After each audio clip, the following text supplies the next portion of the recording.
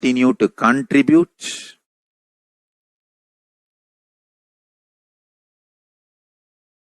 As long as I am allowed to live, I will contribute. I have collected all the remaining available scriptures, maybe 2 crore books. 2 crore means 20 million, I think, books on Hindu physics, Hindu chemistry, Hindu biology, Hindu physiology, Hindu psychology, Hindu law and order, Hindu social system, the power manifestation sciences of Hinduism, yogic sciences of Hinduism. I have collected, and Paramashiva has given me the blessings and power to decode. I have decoded and continuing to decode them. If the humanity, somebody is kind enough to give me few hundred acres in one corner of the world, with the world, revealing this whole sciences to the world, and go on contributing. I don't need anything other than 1 cup of curd rice every day, that's all. A cup of curd rice per day, over. I can go on be giving this to the world. I can add to the world. I can make the world a better place to live.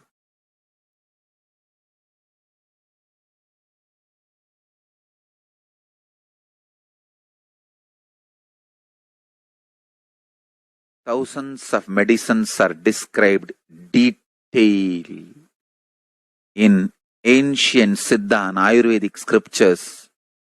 Paramashiva has given me the power to decode them, read them, and properly translate and map them to the modern day human language. And I am ready to work 20 hours a day. I just keep this library, run a Gurukul where thousands of people can learn this and share it with the world.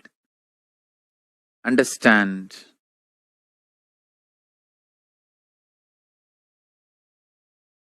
I am only in country.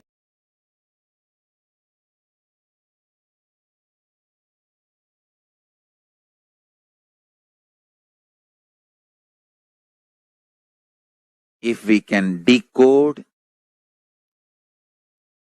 all this great knowledge, whole world can prosper from this knowledge. Whole world can enjoy from this knowledge.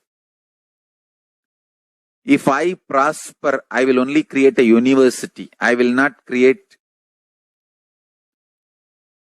anything else. If the Hindus prosper, they will only create education institutions. Because Hinduism is all about giving, contributing. If I prosper, I'll create university, that's all. Kailasa is all about university, to decode the ancient sciences and share with the world. Understand? Every day I am sitting and going on decoding on my books and writing details on my books. Whether it is making human beings manifest powers, and I have also now started downloading and decoding the science of making powers. Whether making people manifest powers or healing,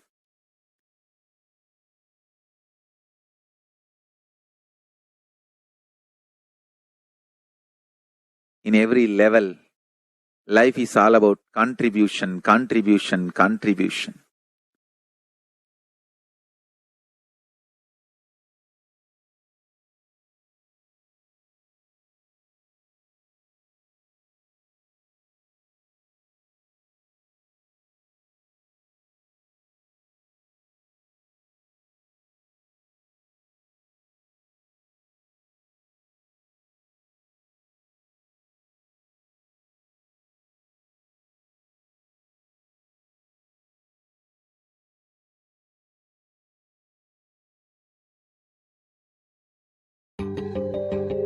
most easiest, most powerful, most inspiring, most exciting way to connect with life as the form of mother.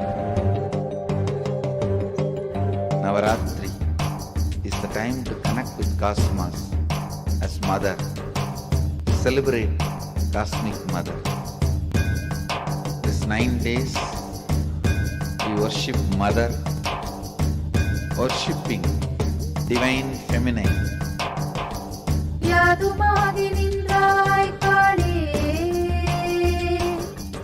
Om Kali, Om Shakti, Om Kali, Om Shakti, Om Shakti, Om Shakti, Om Shakti.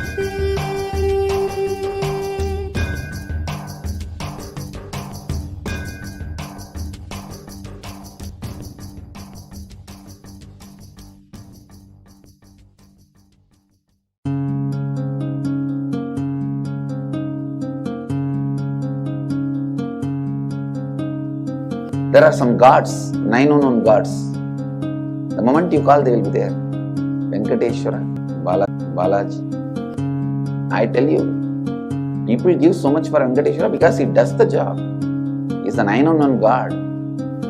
There is a village folk story where Venkateshwara borrows from Kubera for his marriage and he is still paying the debt. Venkateshwara takes the responsibility of reserve to reserve. This whole story, beautiful story of Venkateshwara is an amazing concept. He is making Yaksha into Lakshmi. He is making the reserve to reserve. It's an amazing truth.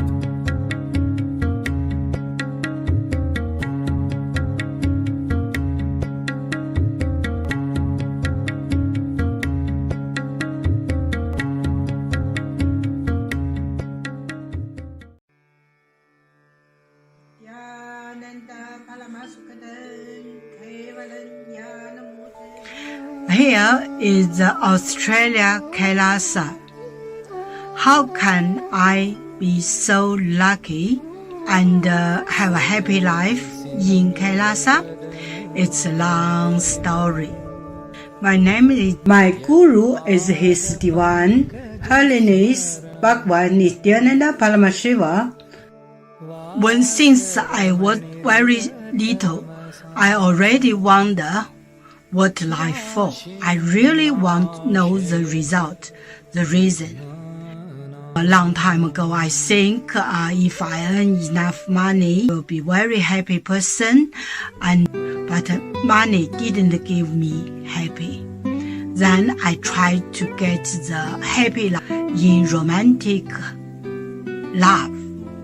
Then the really romantic love take me go lots of places. Too many stories during this time. But I still don't feel I get the result, get the life reason. Then I start study from book, from video, from religion in many different ways.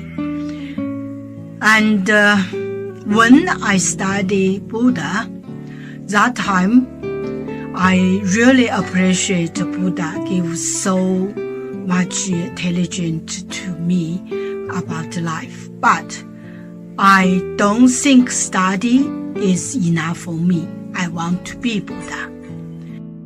But I don't know how. Who can let me get there? One day I found the video in YouTube, introduce Swamiji in that video. I suddenly, my eyes open wide. I get it.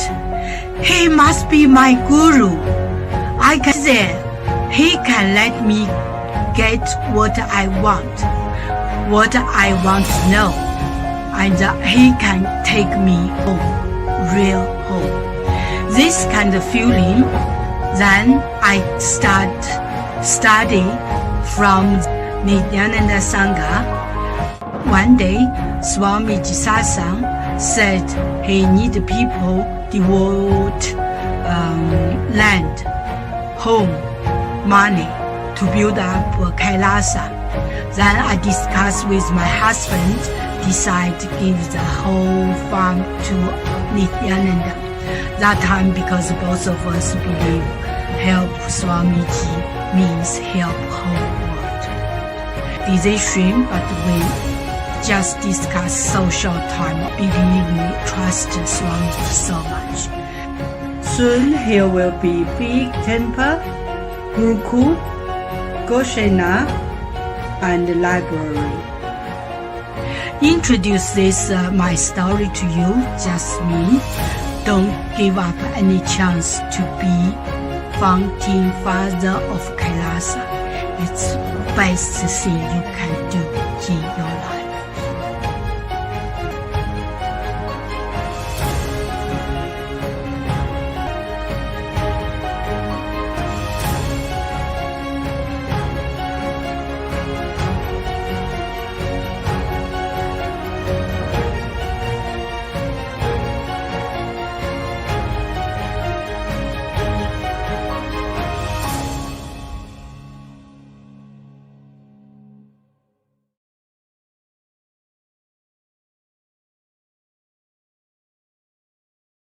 Just be alive for next 3 years. Don't die within next 3 years.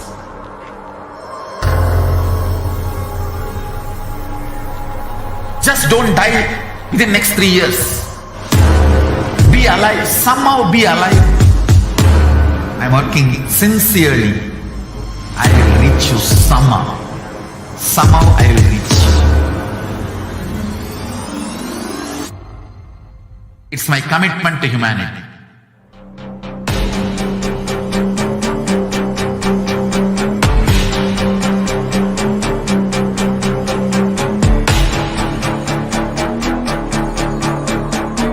Just don't die within next 3 years. Reach you wherever you are, whichever corner of the world you may be.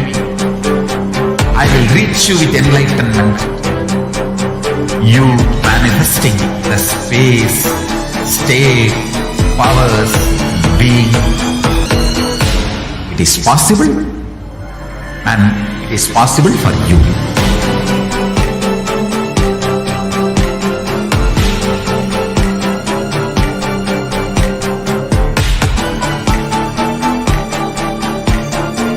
Paramashivoham will reach you with enlightenment science. I know he is going to do the job. Just be alive for next 3 years. Nothing else.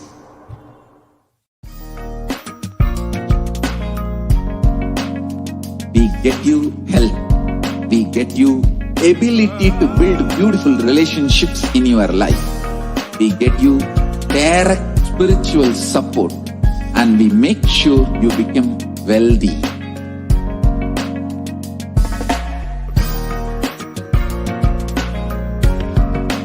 Stop giving you just good life.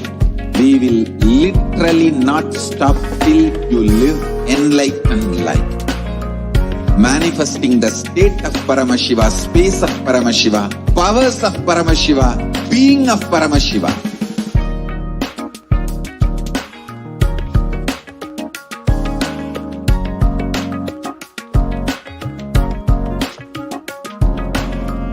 Whole world should become Kailasians. I want the whole world to know Hindus have something great to contribute to the world.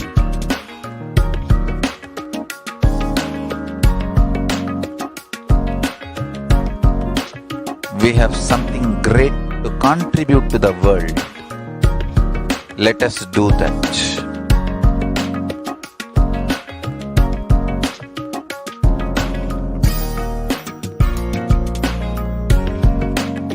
Kailasa is proper customized spiritual service helping you to identify your root patterns of suffering. We have perfected the science of helping every individual from every cultural, religious, nationality background.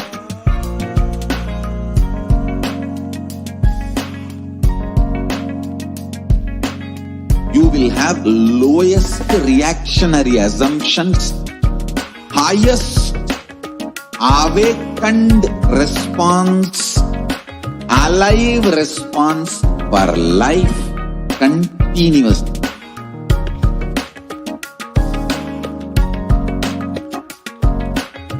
Kailasa is enlightenment ecosystem, literally enlightenment itself in your own home, wherever you are. Proper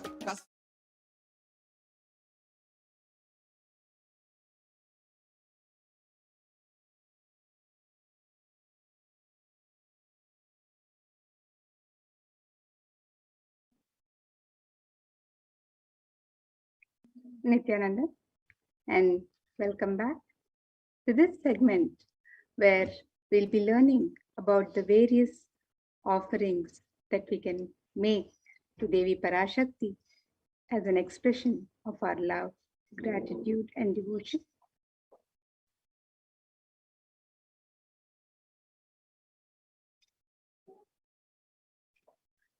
An offering is a divine gift of pure love and gratitude. It's an expression of our sacred sentiments, and it consists of giving and accepting.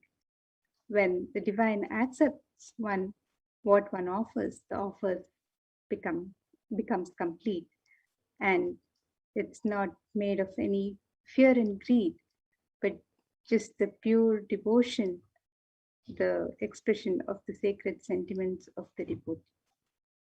And then with this, anything that is offered, the divine accepts immediately all the auspiciousness on the devotee.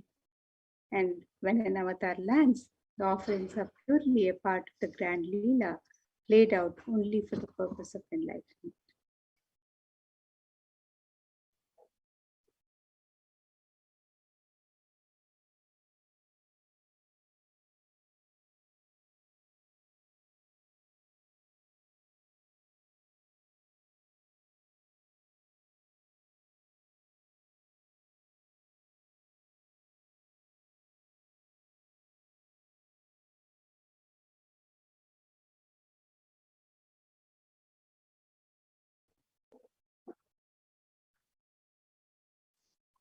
So now let us see grace and compassion. Induni bhaveta karavani nayanam syat pankaja varapaya japakshara sarayuktam angahima bhushana vichitra vasanam syat tungamakutojvala manonmani swarupam.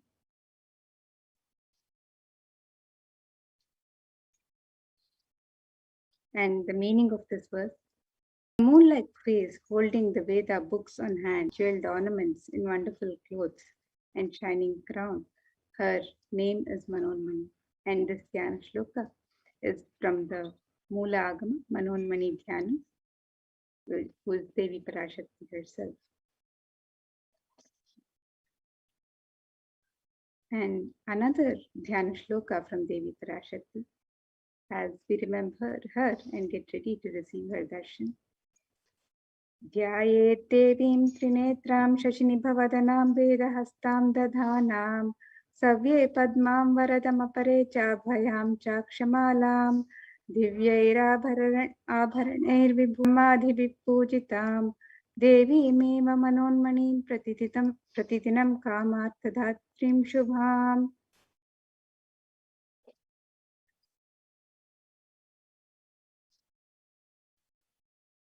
And the meaning of this verse: I meditate on Devi with 3 eyes, glowing like a moon, and holding the Veda, lotus, and gracing with blessing and gracing hands. She is wearing beautiful ornaments. She is worshipped by Brahma and other many gods, and showers auspicious boons for all actions every day. all of the gifts that we offer to the divine, in all of the celebrations, the rituals, and the construction of temples, in all of this, gold, the divine element of gold, is used in abundance for Sakshi Pramana for the significance of the divine element of gold, which comes from the Atharva Veda. This verse says, Tredhajutam janmanedam hiranyam agnerekam priyatamam bhabuva somasyaikyam insitasya parapatata mekam veda samreta ahutatte hiranyam trividas. The translation, triply born by birth of this gold. From the atoms of Agni is one. It becomes dearest to Agni. One fell away from the Soma when it was hurt. One they call the seed of virtues and powerful, Apa, the watery molecules. Let that triple gold be for your long life. And gold is the divine element. It purifies anything that it touches. It is an element of great spiritual significance and spiritual power, of healing and enlightening. The vibration of gold has the power to infuse sattva energy and positive thought currents in anyone who wears and in anyone who sees or operates in its vicinity.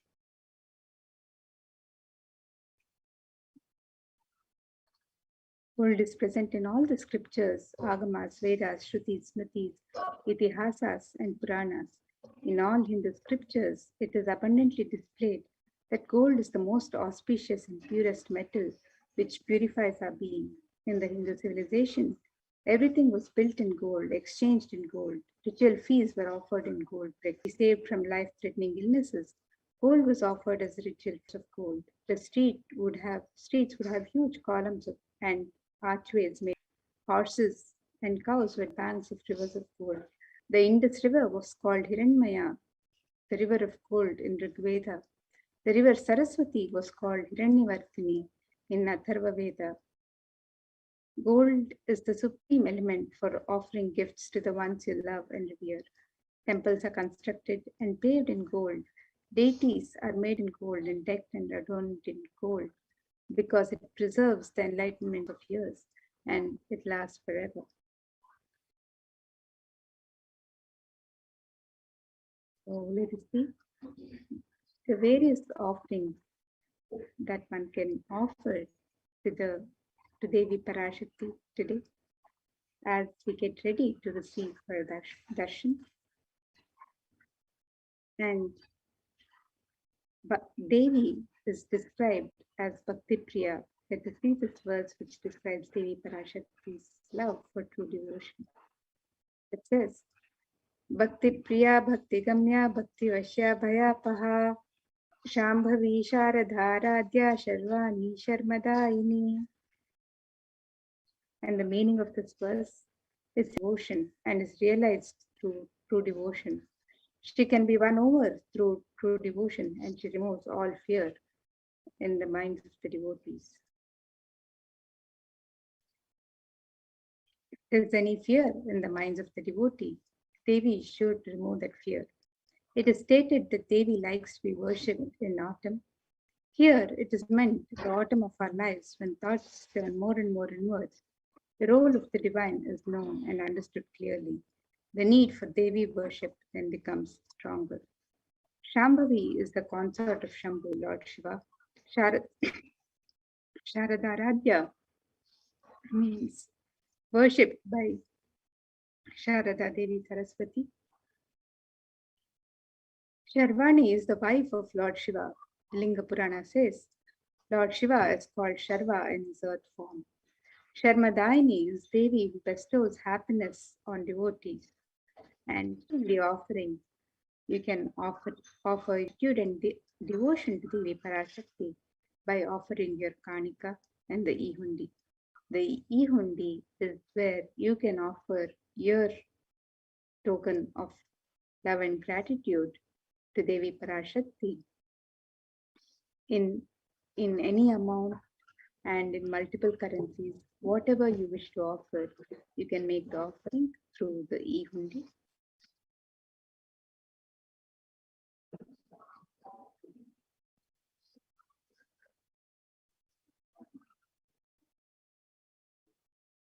And the next offering to Devi Parashakti is the Sankalpa chanting, the offering of conscious resolution. It is said that when one makes a conscious to the divine answers prayers asked and unasked. So let us see this verse from Devi Mahatmyam, chapter 12, verse 34, which describes the power of Sankalpa. And this verse says, Tayai tanmohyate vishwam shaiva vishwam prasuyate saya chittacha vijanam pushtarudhim prayaschati.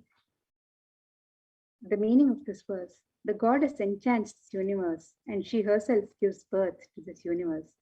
That goddess, being prayed without interest in anything, gives that knowledge that leads to salvation and gives wealth in the materialistic sense. So you can offer the coin that you're earning for.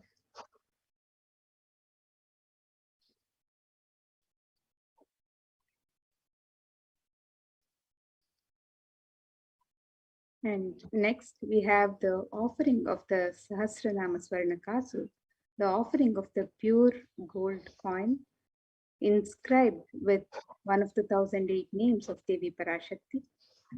Devi is described as Nama Parayana Prita in the Lalita Sahasranama. She likes repetition of her various names.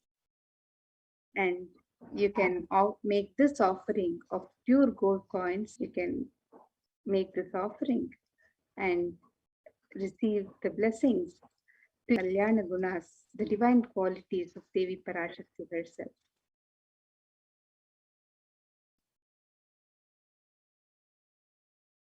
You can make all of these offerings on the website www.kailasamailer.com/sevas. And next, we also have the offering of the Mukta Anguti, the gold ring embedded with. And Devi is described, the splendor and grace of Devi when pearls is described in this verse.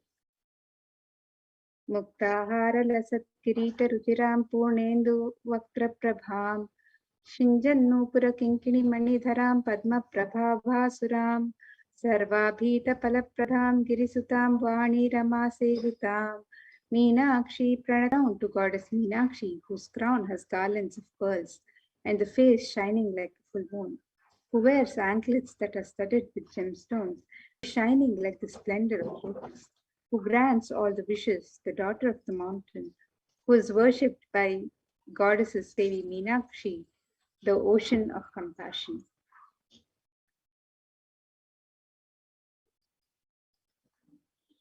And you can offer the pearl finger ring to Devi Parashakti today and be showered by her compassion and pure love in all your business endeavors. So you can make these offerings on the website www.kailasamailer.com/sevas. And the pearl finger ring can also be offered in 3 different sizes: $251, $501, and $750.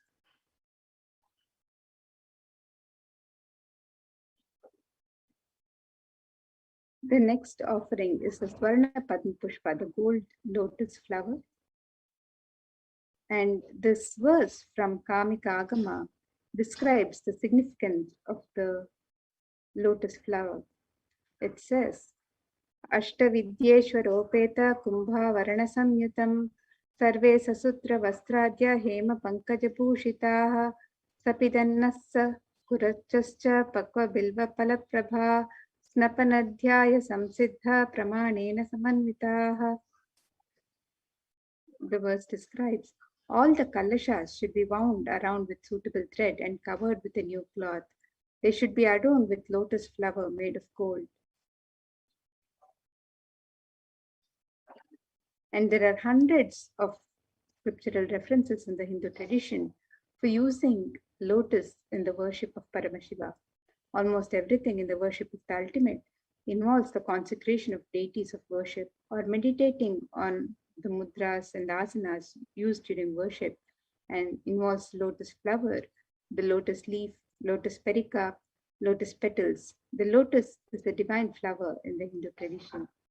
The Shakti of Paramashiva is also called as lotus. The base of the Paramashiva Linga, the disciple of Paramashiva, is also considered as the lotus, one who is about to bloom. And you can offer the gold lotus being of Devi Parashakti in your inner space amidst any and every adverse situations in life.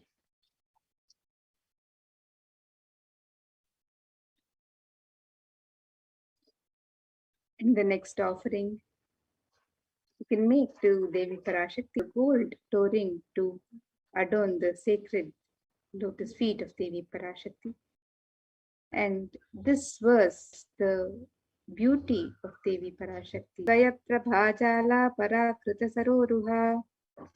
The meaning of this verse: you whose brightness from the toenails destroy the darkness of ignorance from the minds of your devotees who prostrate at your feet.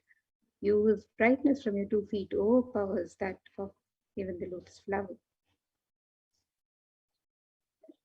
And you can offer the toe ring to Devi Parashakti to adorn her sacred feet and be in constant gratitude for receiving her blessings in even the most difficult aspects of your life.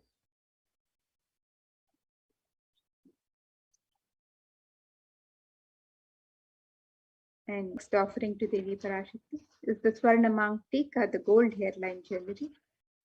Devi is described as Sudha Sharabhi Varshini, she who makes the nectar flow in all our nerves from the Sahasrara. That is she who gives the very pleasant experience of the ultimate. The Swarnamang Tika represents the nectar flowing from the Sahasrara Chakra, which is fully opened with the sacred sentiment of gratitude. And you can make the offering of the Swarnamang and receive the blessings of achieving the blissful state of overflowing gratitude and space of complete completion.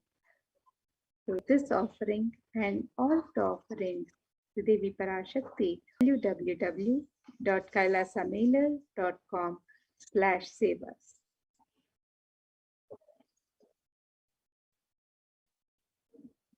The next offering to Devi Parashakti is the Pratyaksha Pada Puja, and the Shloka 83 of Saundarya Lahari describes that the nails of Devi Parashakti have been sharpened by constantly being touched by the crowns of celestial beings who prostrate before Devi. Tamoguna is the darkness, and in the stotram, tamas is indicative of the ignorance in the minds of devotees.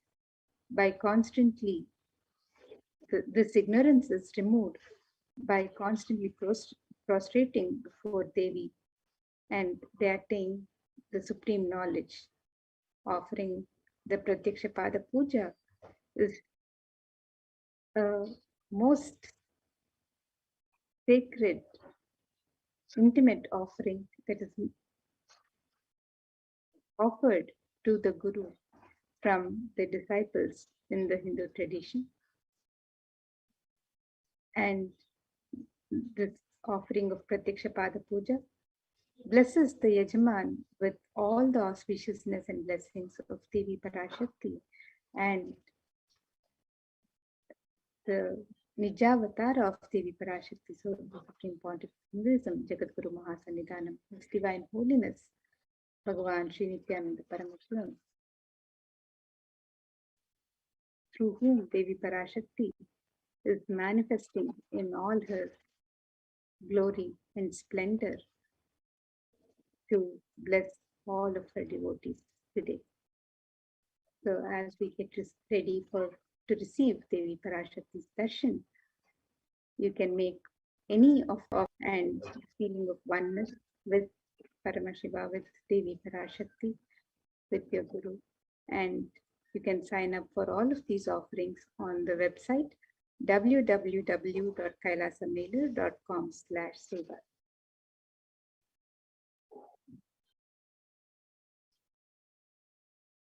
The next offering to Devi Parashakti is the Vastra Seva, the offering of the sacred cloth.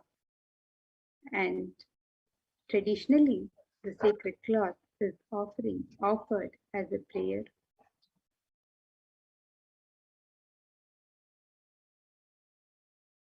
In all difficult and adverse situations in our life. So you can make this offering to Devi Parashakti and be blessed with all the auspiciousness and blessings of the Supreme Pontiff of Hinduism, Jagadguru Mahasannidhanam, His Divine Holiness, Bhagavan Shri Nithyananda Paramashivam, and Devi Parashakti herself, showering her grace and compassion through the Supreme Pontiff of Hinduism today, as you get ready to receive the darshan.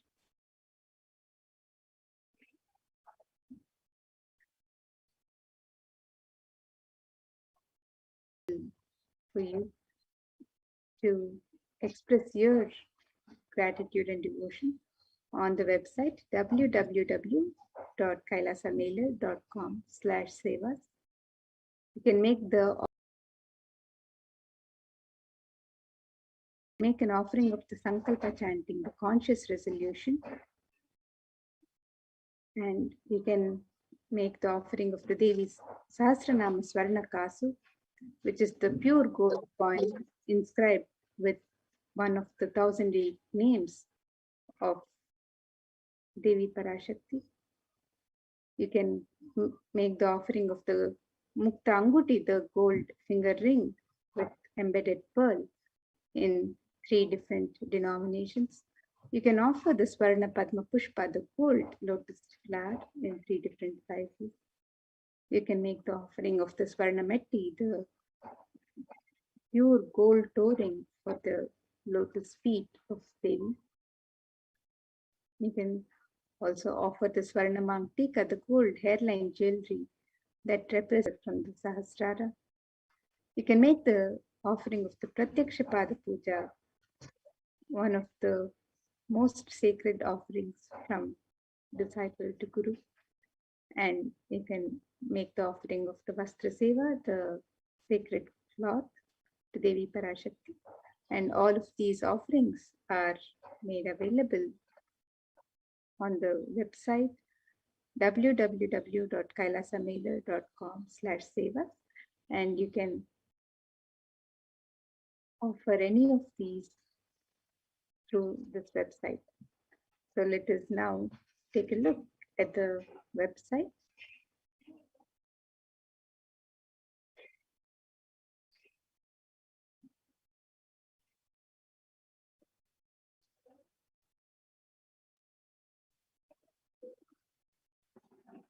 You can see the website here, www.kailasamailer.com/seva.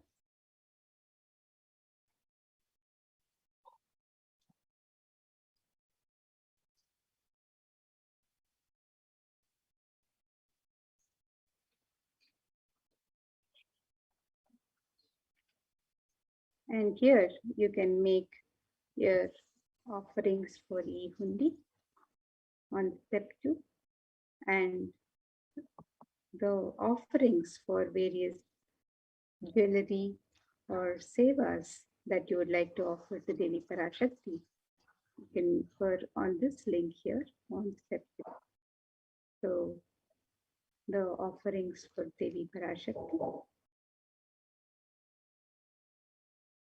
All of these offerings, the conscious resolution, the Devi Sahasranama Swarna Kasu, the Mukta Anguti, the gold finger ring with pearl, the Swarna Padma Pushpa, the gold lotus flower, the Swarna Metti, the gold toe ring, Tika, the gold hairline jewelry, the Pratyaksha Pada Puja, the Vastra Seva, and many more offerings are all made available for the devotees, to express their love and gratitude as they would wish to offer. So you can sign up for any of these offerings and get ready to receive the grace and blessings of Devi Parashakti today as she comes to your homes to bless you and shower you with her compassion during the darshan. And the e-hundi offerings are available in multiple currencies: US dollars, Australian dollars, New Zealand dollars, Canadian dollars, euros, Indian rupees, Singaporean dollars, Malaysian ringgits, Great Britain pound, and the Chinese yen. And you can offer the e-hundi offerings in any amount of your choice. So again, the website for all of these offerings is www.kailasamedia.com/sevas. And now you can make your offerings of gratitude and devotion through this website. So as we get ready to receive Devi Parashakti, all will be learning more about what by the guidance of Devi Parashakti and by the guidance of Supreme Pontiff of Hinduism, the protection for all of humanity through these times of pandemic in the various spiritual embassies of Kailasa.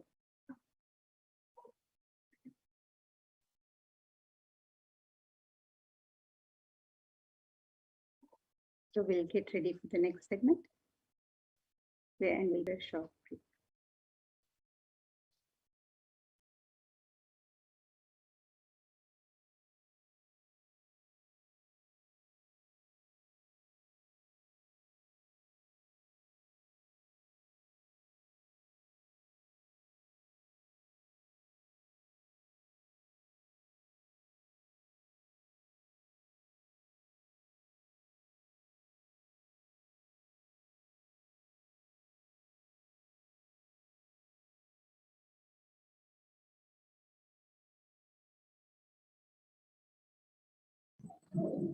Yes, Nithyanandam, everyone.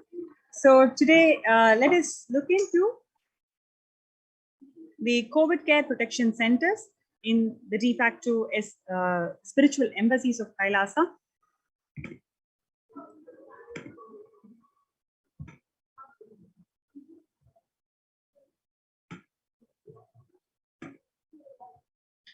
Today, people around the world are trying to grapple with a grim reality that the pandemic is far from over.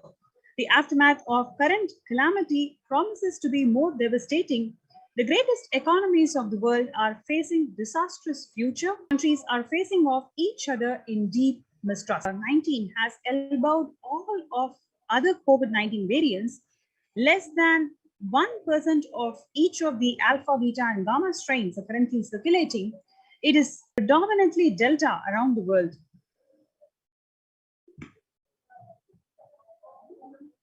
COVID pandemic has now killed more Americans than the 1918-19 influenza pandemic that could do it. For example, in 1918-19 flu, 25% of Americans were infected, and it killed about 0.65% of them, coming to 675,000 deaths. Whereas for COVID-19, 12% of Americans were infected and 0.2% of them were killed, which comes to around 676,000 people who lost their lives due to COVID-19.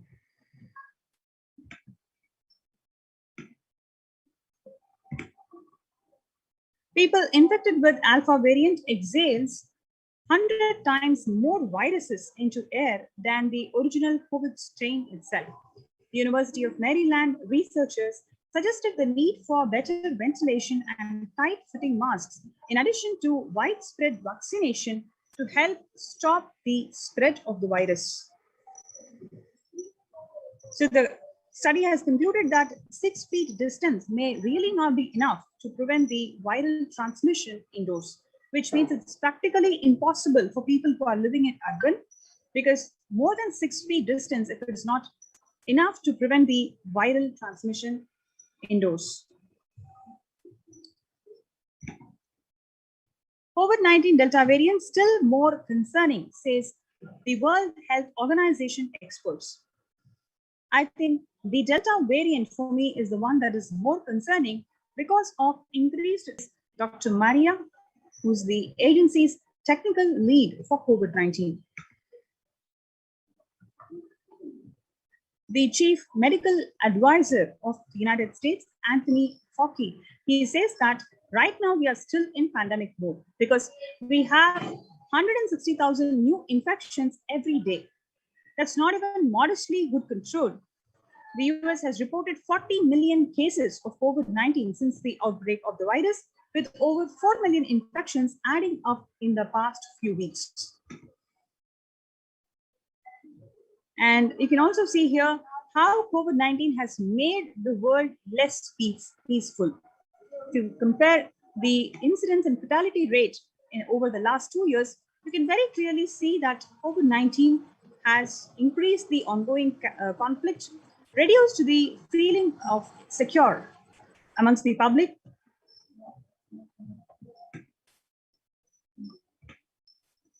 The younger adults, especially from the age 18 to 24, they are more likely to report the symptoms of anxiety or the depressive disorder during the COVID-19 pandemic. The average share of adults reporting the symptoms of anxiety disorder, if you compare between 2019 to 2021, you can clearly see there is a threefold increase in the average share of adults reporting the symptoms of anxiety disorder. Nearly 8 in 10 adults say that COVID-19 is a significant source of stress in their life. And similarly, nearly 7 in 10 people have COVID-19 could exacerbate doctors' existing mental health burden. More than 60,000 US healthcare workers have contracted COVID-19, in which 300 of them have died.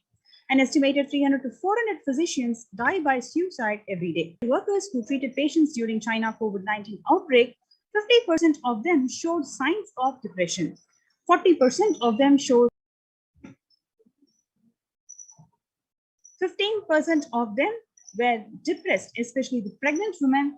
50% of the pregnant women were depressed before the onset of COVID-19, while today 40% of them experience depression. Same way, 29% of the pregnant women used to feel anxious before the onset of COVID-19, while today 72% of pregnant women experience anxiousness. 8 in 10 students are struggling with the focus on school or work and avoid distractions. Students are interacting mostly with the parents during COVID-19 physical distancing. Number 1, for college student medical wellness, virtual face-to-face time. Number 1, 55% of all the students do not know where to go for help for their mental health. Understanding the pandemic's impact on the working women. Nearly 82% of the women surveyed says that lives have been negatively disrupted by the pandemic. Nearly 70% of the women who have experienced these disruptions are concerned with their career growth may be limited as a result. The pandemic is expected to plunge most countries into recession in 2020, with a per capita in the largest fraction of countries since 1870, with all the global recessions since 1990. COVID-19 crisis have worsened already fragile situations. The International Labour Organization is more aware than ever of its responsibility to promote peace and resilience in the time of this global pandemic. The Mumbai mayor says that third wave is here. What do September's surge in COVID cases tell us? He says very clearly that third wave of COVID-19 is not even coming. It is already here. A little over of healthcare workers were infected with coronavirus despite getting fully vaccinated. A recent study has revealed, giving an insight on the breakthrough infections due to the Delta variant. The study, jointly conducted by the Institute of Genomics and Interactive Biology and Max Hospital's infection breakthroughs, were far more common during Delta outbreak in Delhi than previously reported. A new coronavirus strain known as Mo, which was first identified in Colombia in January, has been designated as a variant of interest by the World Health Organization. So how do you cope up with current COVID-19 pandemic? It is very important to address the COVID another wave, which is destroying many more lives. So the Supreme Pontiff of Hinduism says that pandemic fatigue setting in as a result of continuous lockdown is resulting in delusional ignorance. Holding on to the delusion and supporting this phase of delusional decisions lead to delusional arrogance, which is bhava sankalpa. Continuous lockdowns lead to delusional thoughts like, so what if I die? It's okay. I can live forever in this lockdown. Going out then and exposing oneself and putting risk on yourself and others with irresponsibility and insensitivity is the delusional arrogance. The global COVID virus pandemic has left the whole world desperately looking for answers. This had been experienced even back in February 2020, no longer recognize society, faith, religion, and health. Blessed are those who had been the greatest fortune to be in the incarnation of Paramashiva, the Supreme Pontiff of Hinduism, in their lives to carry themselves through this crisis. So you have this wonderful opportunity to join the COVID Care Protection Center. All you need to do is register through this link, kailasa.org/Kailasa Care. KAILASA.org/KAILASACARE. So let's take a few minutes to register ourselves in this link, kailasa.org/Kailasa Care, for you to be present in this de facto spiritual embassy of Kailasa, Adi Kailasa Nithyananda Paramashivam, for you to feel protected and safe in this ongoing pandemic.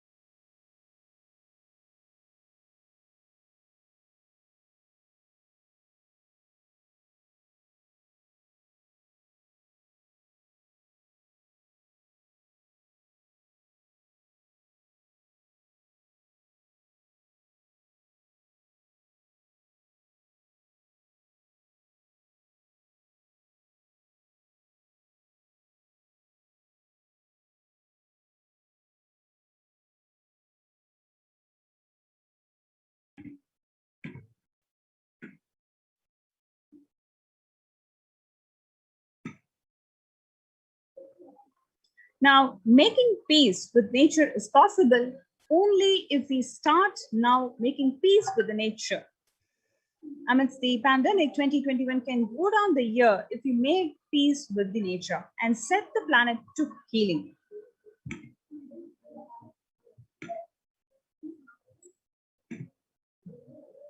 Health and peace are interrelated. The individuals and groups enjoy equitable access to health facilities and services, fulfilling their rights to physical and mental health. And health actors design neutral health interventions that promote trust and dialogue, and the communities are empowered to cope up with this violent conflict. That is, if that happens, then the health coverage is more universal. Grievances can be heard and addressed to generate trust around the health emergency. Taking pandemic and building resilience in fragile states require concerted international action at local, national, and global levels. As the humanitarian and economic toll of the COVID-19 continues to grow, so does the risk that this crisis can fuel new conflicts around the world, while the prospects for resolving ongoing ones. For the first time since 1945, the entire world is confronted by a common threat, regardless of nationality, ethnicity, or faith. A new social contract between people, governments, the public sector, civil society, and more can tackle the roots of inequality with fair taxation on income and wealth, universal benefits, and opportunities for one and all.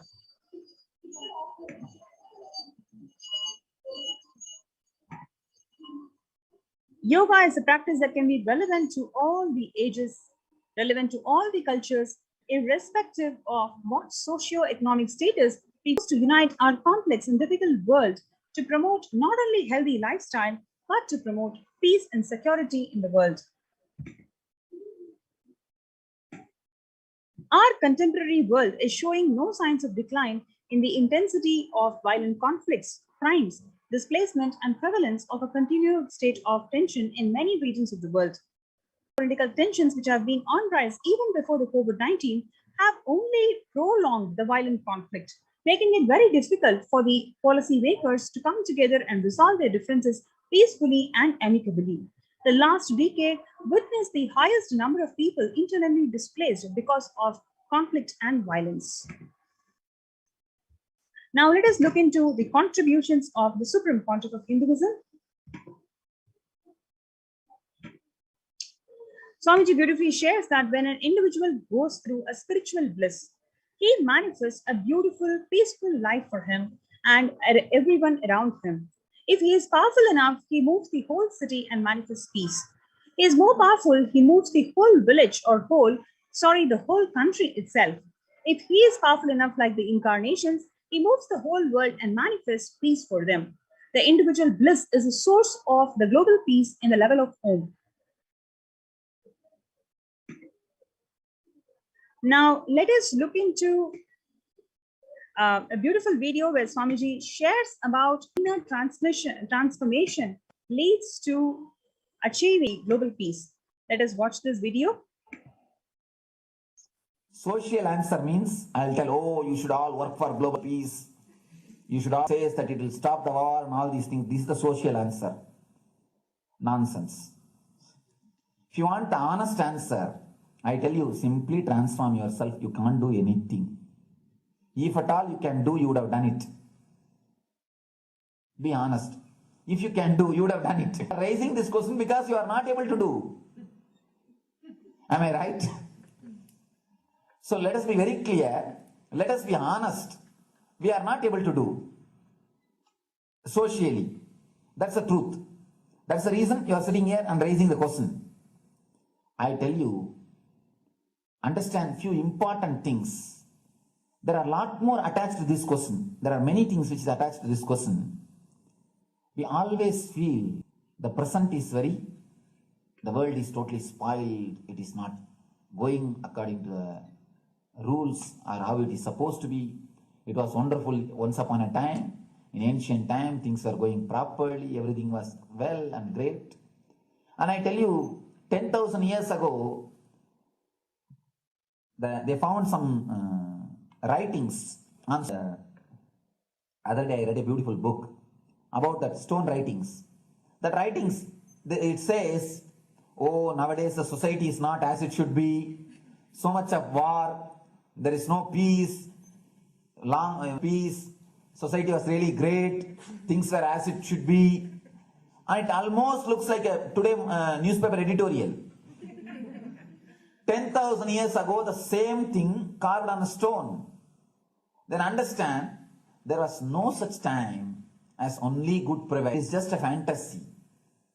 Hinduism, they call it Satya Yuga, the age of truth. There was a time only truth. And every religion, wonderful fantasy. The past was great. There was golden past. Always the idea of golden past exists only in the past. The more you go back, again you say the past was great. And I tell you one thing, it is a wonderful way of postponing the accepting the reality. Otherwise, I can be sure the world was same as it is today. 5,000 years ago or 10,000 years ago.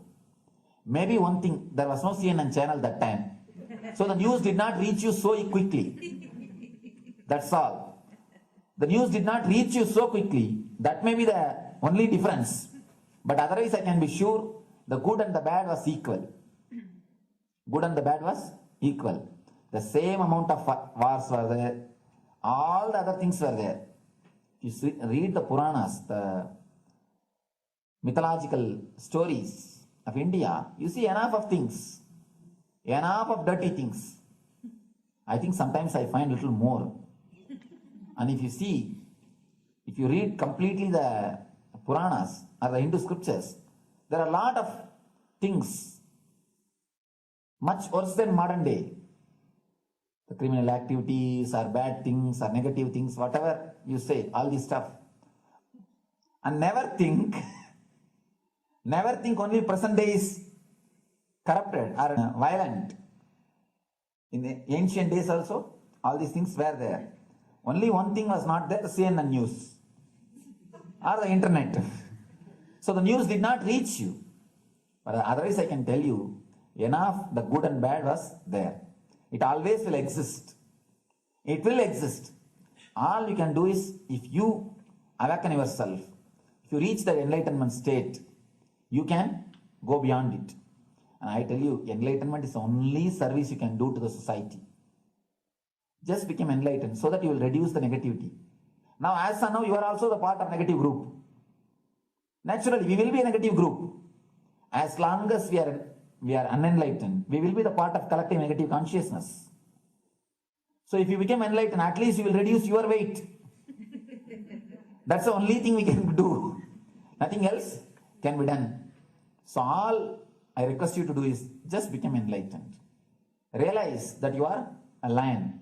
That's the only way to help yourself and the society. Otherwise, all revolutions, you see, all revolution again end up as one more tradition. In last 2000 years, 3000 wars have happened. In 2000 years, 3000 wars. Human beings have not done anything except doing wars, except fighting. Everybody claims he wants to do revolution. He wants to spread peace. You see, every country claims their army is a defensive army. Then who is offending? Tell me. Every country says defensive army. Then who is offending? These are all just, games. The idea of peace is a pure game. Everybody wants to spread the peace according to them, according to the other person. They want peace according to them. The other day I was in a fight.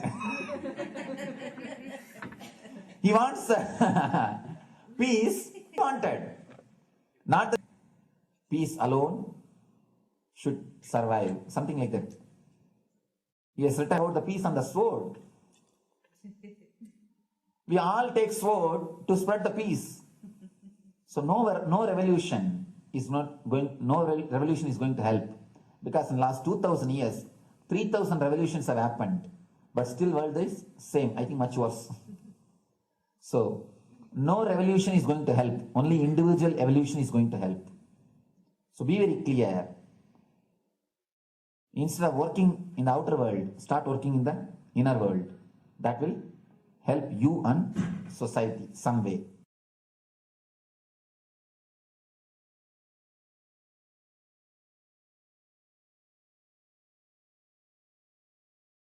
Social answer means I'll tell, oh, you should all. Listen carefully. The space of Shanti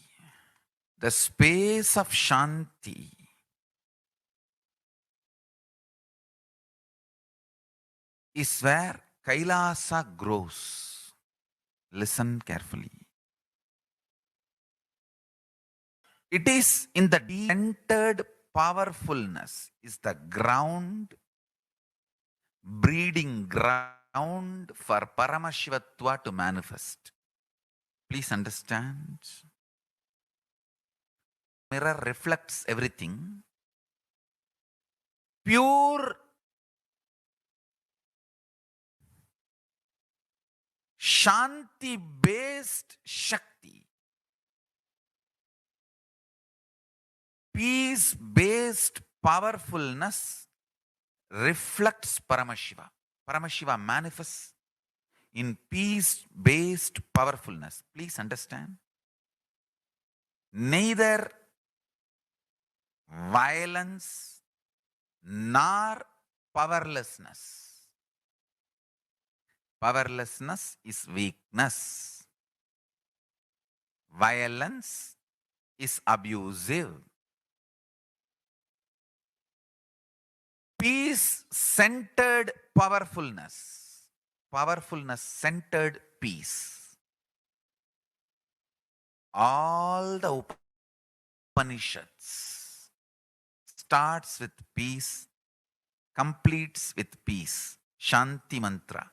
Starts with Shanti mantra, gets completed with Shanti mantra. For Paramashivatva to manifest, that is why people who don't want us to manifest Paramashivatva or power manifestation do not want to allow the peace in our life or do not want peace in our campus. Understand? But only if you are peaceful, which cannot be shaken even by the demons and devils and rakshasas, we can be in eternal peace. So, remember this very clearly.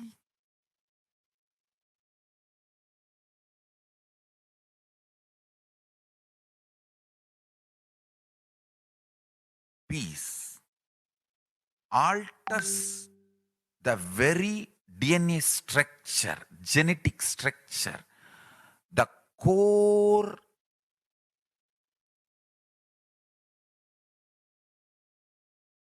Anu Mahat structure. Understand? Anoraniyan Mahato Mahat. That more than Mahat. That Anoraniyan Mahato Mahiyan. That consciousness starts growing in you with more and more peace-based powerfulness developing. Spend more and more time, energy in unclutching. It will never be wasted. Time spent on unclutching is the most productive time for you in your life, because unclutching completely makes you altogether a different material. Understand? It makes your very biomemory, muscle memory, core structure, molecular structure, DNA flows. One, the pure conscious explosion. So totally 8 energy flow circuits exist in you. All the 8 explodes when you unclutch. Understand? Unclutching is the space of Sri Kailasa.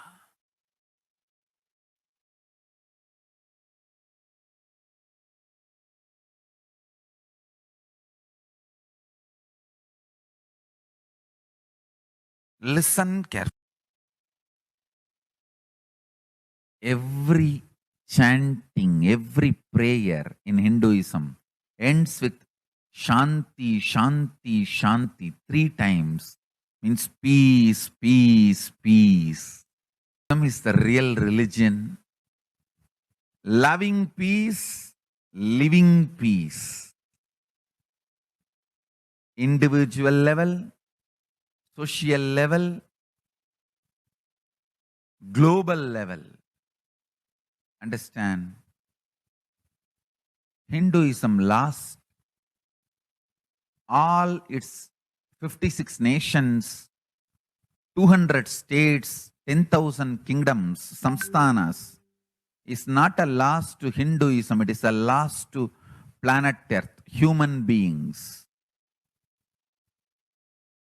Wherever Hinduism is practiced, kept alive, the ideal of global peace is kept alive. Just do this one simple statistics. You yourself study. Google and study. Top 10 religions. List for each religion. I can be 200% sure. You yourself will realize Hinduism is the most peace-loving and peace-living religion. Neither conversion nor terrorism. Neither conversion nor terrorism. Being the supreme pontiff of the most peace-loving, peace-living religion, I give you all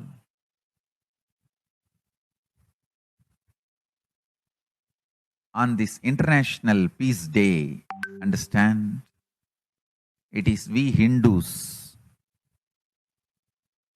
need to keep the global peace as a living possibility, and we need to make this global peace as reality.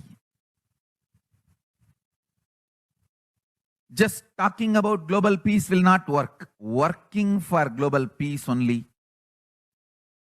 is the responsibility of the real living Hindu. Anyone who wants to claim themselves as a Hindu or practicing Hindu should work for global peace. Global peace is our responsibility.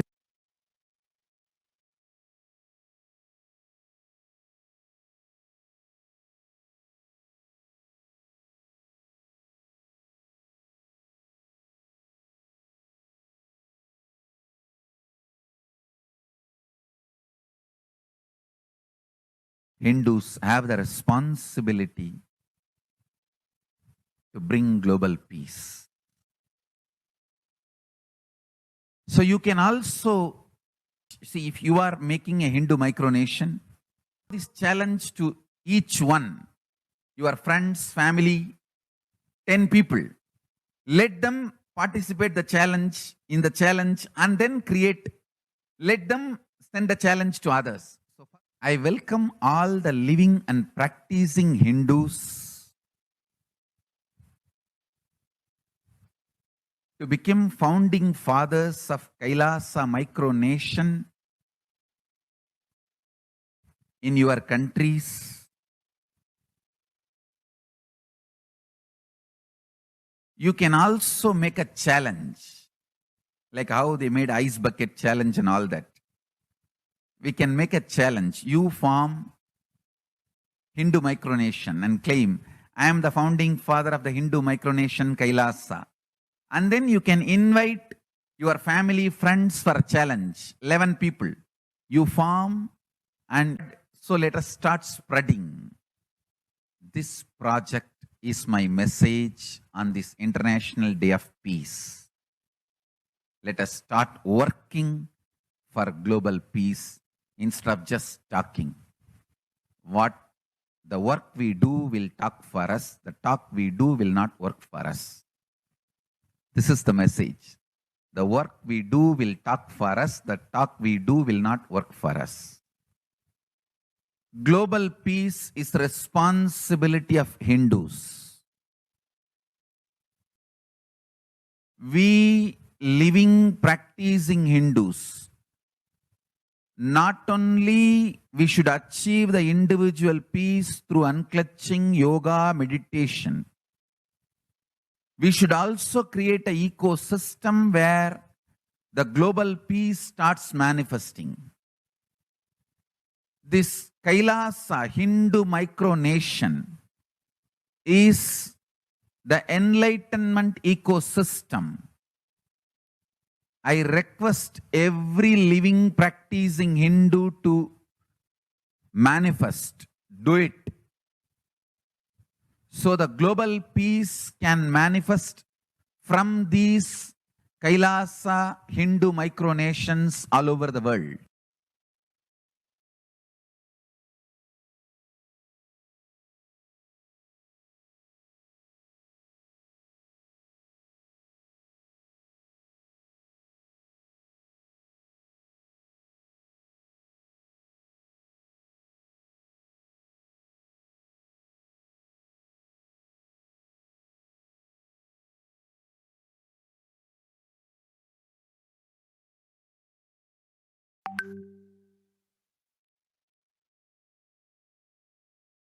Then you can do.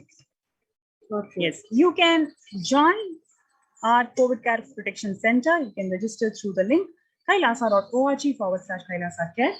So this is a wonderful opportunity for you to experience conscious sovereignty in this ongoing pandemic.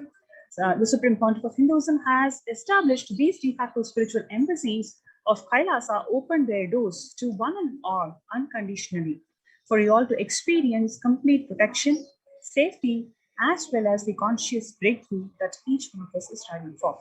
So do not miss this opportunity. Please register in kailasa.org/Kailasa Care, KAILASA.org/KAILASACARE. So let's take a few minutes to join the COVID Care Protection Center by registering in this link below.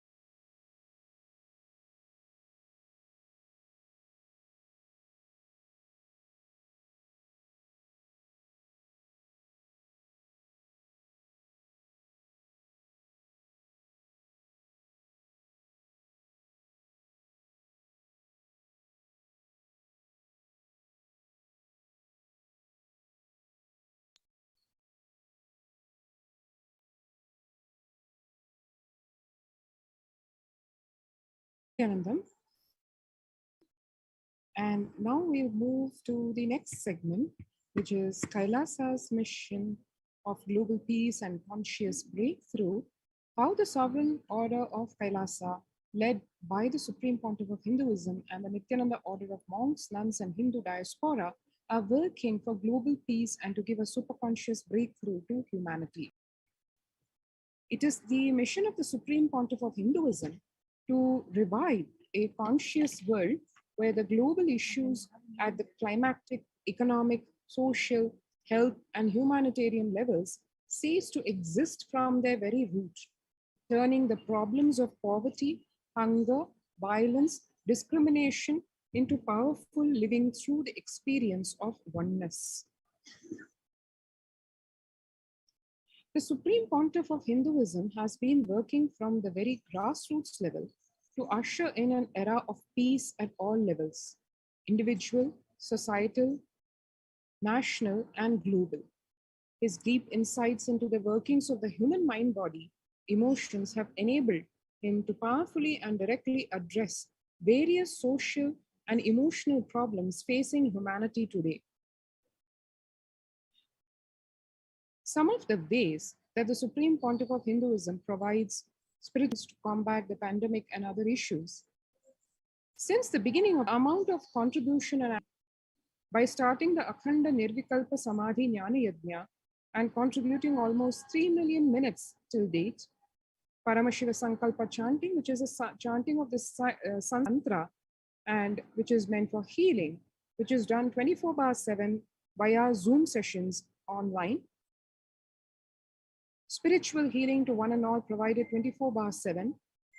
helping humanity cope up with insecurity, fear, disease by empowering individuals to heal themselves, learn to cope up with emotions like depression and tough situations in relationships, providing alternative solutions to worldly problems through power manifestation, initiating thousands every day into manifesting innate superhuman capabilities through the courtyard sessions, providing healthy solutions like a technique to clear the stomach from the Ayurveda solutions, which ultimately bring clarity to the spiritual truths and give a conscious breakthrough, and in the long term, establish self-sufficient communities.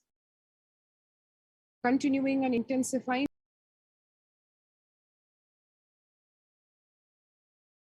and Los Angeles, paving the way with the new world order, starting the agriculture-based communities in Adi Kailasa and several other locations. Peacekeepers of Kailasa offering various life solutions from the teachings of the Supreme Pontiff of Hinduism.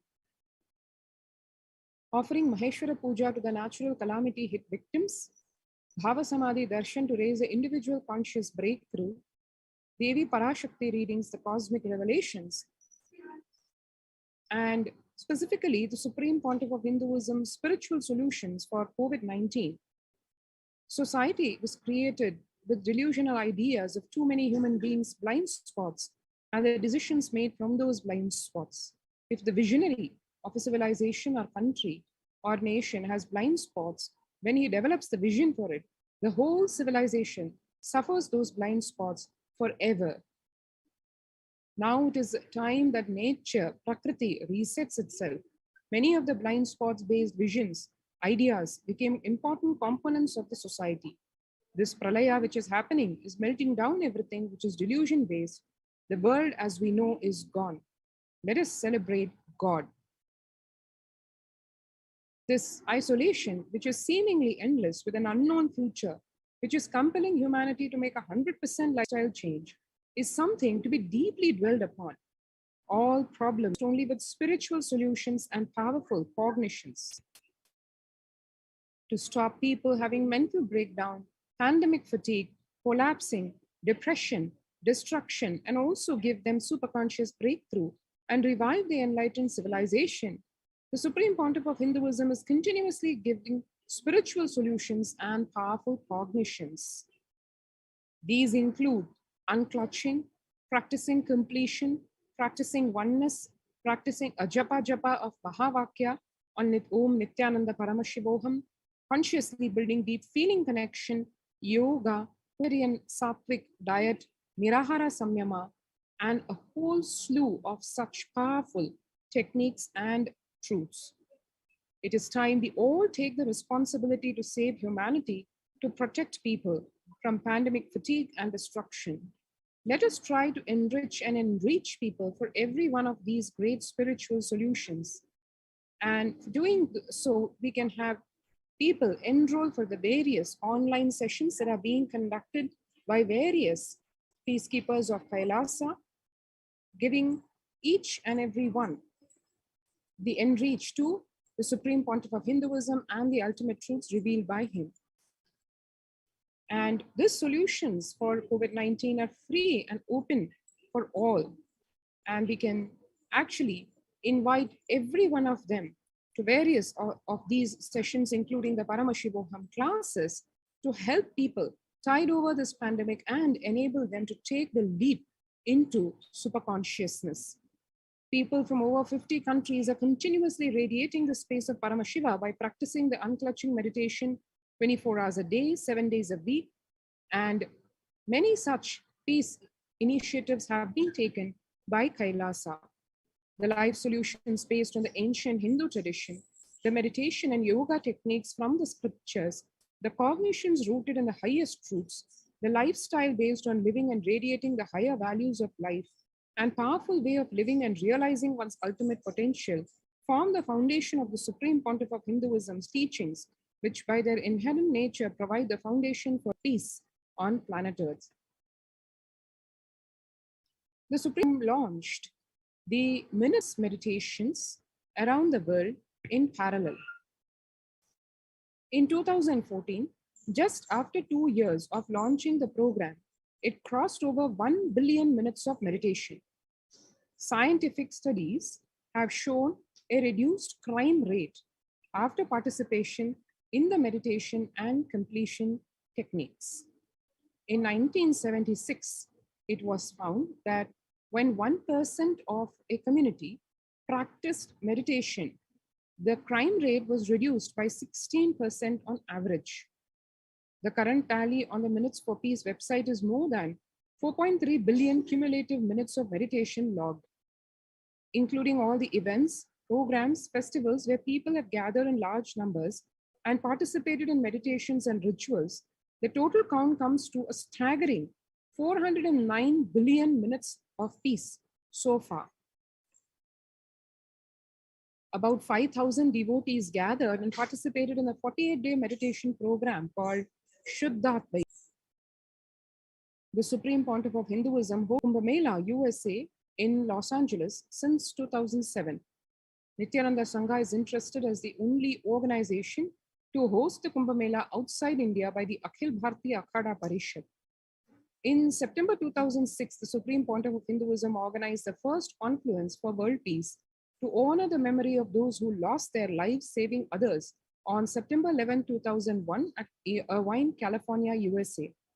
The second confluence for peace was held in Los Angeles in 2007 in collaboration with Vedanta Society, BAPS, ISKCON, Siddha Yoga, and other organizations. The Kumbh Mela festival spread fast to other countries, including Australia, Canada, etc. In 2009, the Supreme Pontiff of Hinduism organized a month-long peace walk covering 1,000 kilometers and 1,000 villages together in harmony from all walks of life. To promote the Pontiff of Hinduism has conducted large-scale collective meditations on September 21st to raise the collective. Sannyas is our social responsibility. Let us save Hinduism and humanity. The Supreme Pontiff of Hinduism has revitalized the monastic tradition of sannyas by initiating hundreds of people into the Nithyananda monastic order. The all-renouncing monks contribute the best things and human civilization, living their life with the cognition life is for others. These monks and nuns act as harbingers of peace and empowerment for the human society, distraught with violence, depression, and other forms of life negativity.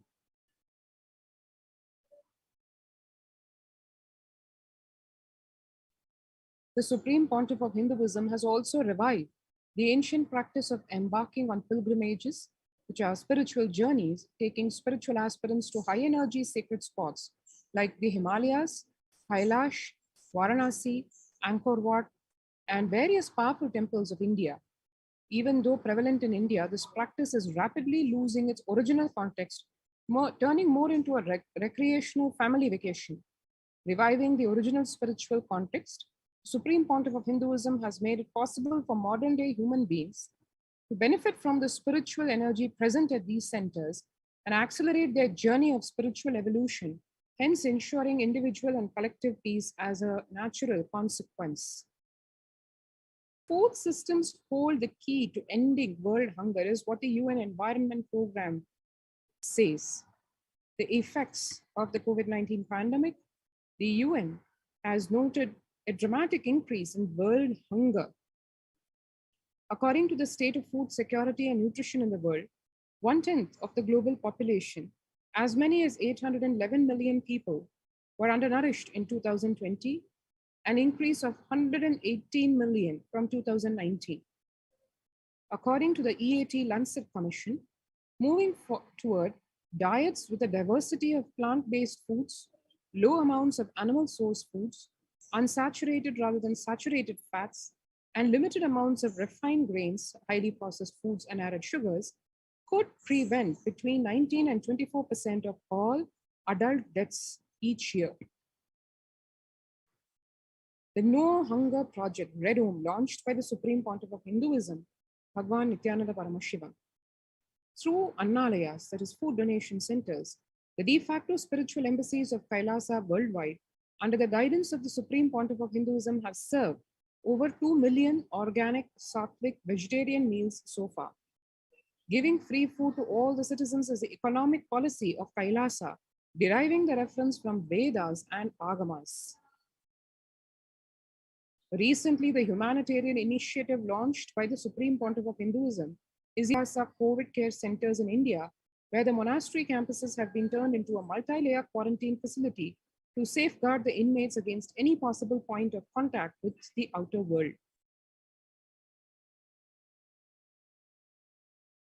The Supreme Pontiff of Hinduism has opened this service free to all people, regardless of any differences in age, gender, caste, creed, ethnicity, color, or socioeconomic status. Food, shelter, internet, and all basic facilities, including medical care, are provided at these COVID care centers, free of cost and for an indefinite time. The outcome has been a splendid zero infection rate so far among the participants, a feat not achieved anywhere else in the world, let alone in India. This response model of handling the COVID-19 pandemic at a community level, along with guidelines and recommendations for governments, has been recognized and accepted by the United Nations as well. One can see here the COVID care center participants enjoying life at one of the de facto spiritual embassies of Kailasa, which is at Adi Kailasa in Bangalore, enjoying a spiritual lifestyle in the multi-layered protection, enjoying a stress-free time following temple seva, paraseva, and celebrating festivals. The Varalakshmi Puja at Adi Kailasa, and the female devotees offering puja to Goddess Lakshmi and listening to the Mahima. And Ganesha Brahmotsavam celebrated with a lot of fervor and enthusiasm, including modeling of Ganesha, making the Ganeshas of various forms. And for experiencing all this, the COVID-19 pandemic, which is consuming practically everyone in the outer world, you can register now through the link https://kailasa.org/Kailasa-care. So let's take a few minutes now to register ourselves for the COVID Care Protection Center and registering ourselves.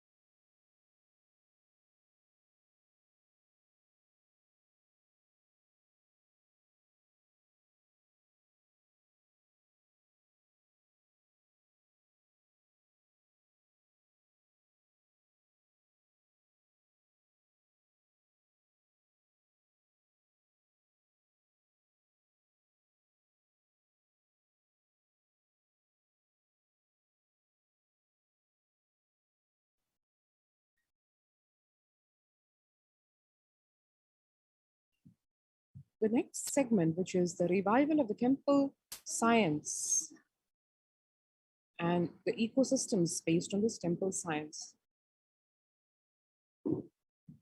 Now, in the times when the COVID-19 is rampant and the ancient temples are in a lockdown because of the risk of widespread corona disease, the devotees of these temples were visiting and having darshan of their gods and goddesses for thousands of years have now lost access to the same. Yet all these ancient sacred sentiments have come to a harming halt after the lockdowns have taken place. The religious fervor of the devotees is being lost due to the pandemic. The Supreme Pontiff of Hinduism is reviving the Kailasa ecosystem and bringing all the ancient traditions of the online platforms on Kailasa TV, YouTube, and Facebook. Here, let us watch an excerpt of the Supreme Pontiff of Hinduism explaining about the science of temples.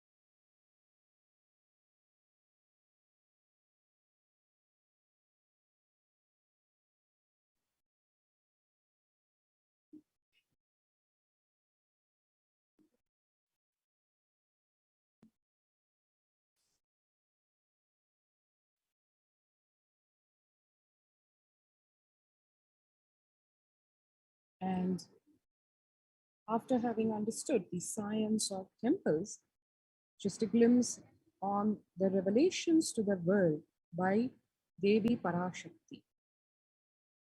12th May 2021, Devi revealed, they have to live, it has to flower. Few hypocrites, because they are stuck in delusion, we cannot sacrifice the world. Cosmos cannot be destroyed. The ship I did to save cosmos from being destroyed, that is called Adi Kailasa. The ship I did to protect beings from Pralaya is Adi Kailasa. Because of conspiracy of Drohis and enemies' rule, the captain has to leave the ship. Before 12 years, knowing the great deluge that is going to happen, all Aushadhas, by this Guru Purnima, that Jnana Rasavadam, Navapashana, is going to flower. Allow people to come Navapashana flower. People, whoever come and dip in Vaidyasarovar, they will not have deaths. They will not have corona. Crores and crores of people will come in line. Every day they will come and dip in Anandalingam. For India, I made ship as protection. The Nithyananda Navapashana Lingam and Vaidyasarovar. Go to Adi Kailasa. O Indians, listen. All those regretting losing Nithyananda Nijavatara, without confusion and without talking just as lip service, go to Adi Kailasa. Crores of people will come there looking for health, Navapashana, water feast, and medicine, to get health and protection and enlightenment. To protect India's destruction, I, Parashakti, made this huge ship. Even if captain is there, deadly corona, I myself will do a life work. This is a commitment Paramashakti is giving you all. Parameshwari, I will do what I say. To save people from corona, I have set up a huge ship, Ananda Sarovar, Vaidyasarovar, and Anandalingam. I have made it in Adi Kailasa. Go there, take water every day. The doors of Adi Kailasa will be open for all those who come with trust. It will protect body and will give conscious health. It will also give highest powers. Dharma, Artha, Moksha, Jnana, powers, Kama, and the God beyond Kama. All goodness.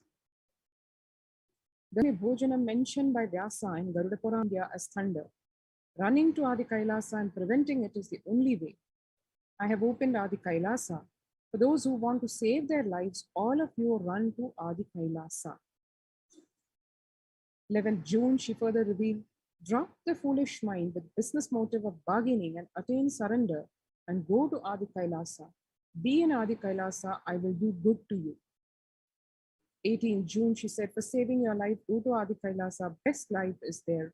Before corona takes your life away, go to Adi Kailasa and save your life. 5th July, Devi revealed, the soil of Adi Kailasa is a Sarvaroga Nivarani, the cure for all diseases in the world. Paramashakti, myself, taking the form of Nithyananda as Nijavatara, walking there barefoot for many years, manifesting all powers, the very soil was converted into great medicine that solves all karmas. Taking the soil of Adi Kailash and mixing it with the water of Navapashana Lingam of Vaidyasarovar, and by applying it, all pains will vanish. Breaking the attachment to body, it will make you enlightened. Goodness is there. I told the truth. Go to Adi Kailash. And today, when the first world controls their borders, during a free COVID care centers opened across India, Adi Kailasa in Vidadi, Bangalore, Salem Adinam in Tamil Nadu, Tiruvannamalai Adinam in Tamil Nadu, Rajapalayam Adinam in Tamil Nadu, Puduvai Adinam in Puducherry, Pattanam Adinam in Tamil Nadu, Siragapadi Adinam in Tamil Nadu, Sripuram Adinam in Hyderabad, Madurai Adinam in Tamil Nadu, Avattipalayam Adinam in Tamil Nadu, Hosur Adinam in Tamil Nadu, and Baroda Adinam in Gujarat.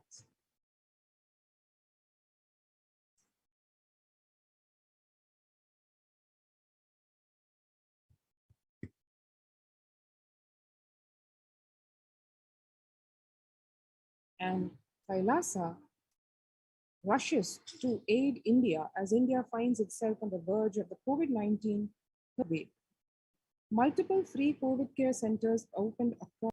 Spiritual services and humanitarian services have been offered in all the de facto spiritual embassies across India. And at the core of all this is the support provided by the cosmic revelations on the global pandemic by Devi Parashakti and Bhagwan Iranath Sundareshwara. The free social services, humanitarian services offered during the pandemic in the de facto spiritual embassies across India include medical care in the form of allopathy, Ayurveda, Siddha medicine, infrastructure to accommodate thousands, accommodation for the multi-layered quarantine, emergency ambulances and ICU on wheels, personal protective medical equipment, food security management through food banks, and to remind all of us once again, join the COVID Care Protection Center by registering now through the link below, https://kailasa.org/Kailasa care.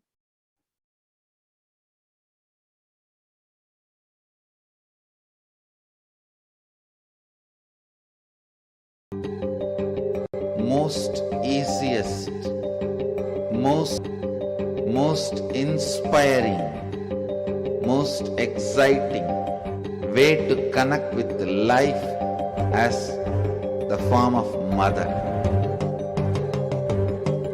Navaratri is the time to connect with Cosmos as mother. Celebrate Cosmic Mother. This 9 days we worship Mother. Om Kali, Om Shakti, Om Kali, Om Shakti, Om Shakti, Om Shakti, Om Shakti.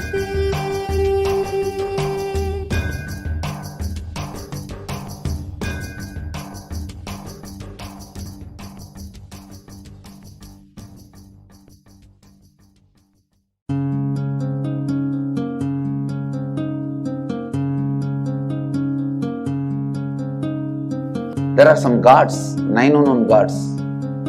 The moment you call, they will be there. Venkateshwara, Balaji. I tell you, people give so much for Venkateshwara because he does the job. He's a 9 unknown god. There's a village full story. Venkateshwara takes the responsibility of reserve to reserve. This whole story, beautiful story of Venkateshwara is an amazing concept. He is making Yaksha into Lakshmi. He is making the reserve to reach. It's an amazing truth.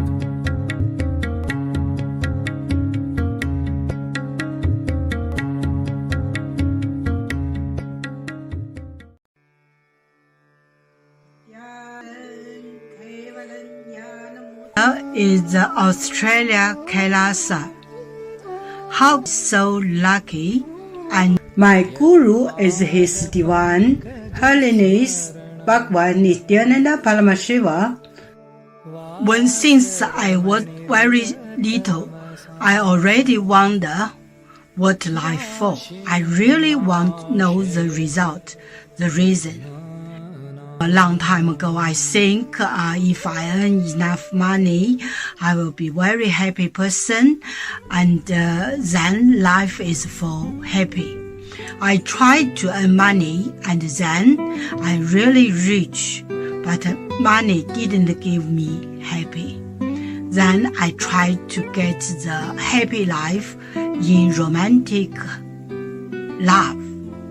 Then the really romantic love take me go lots of place.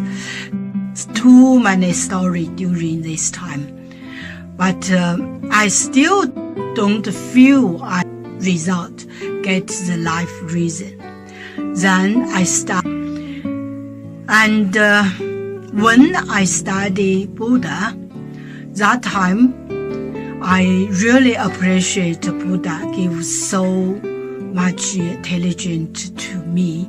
But I don't think study is enough for me. I want to be Buddha. But I don't know how. Who can let me get there? Find the video in YouTube. Why? I get it.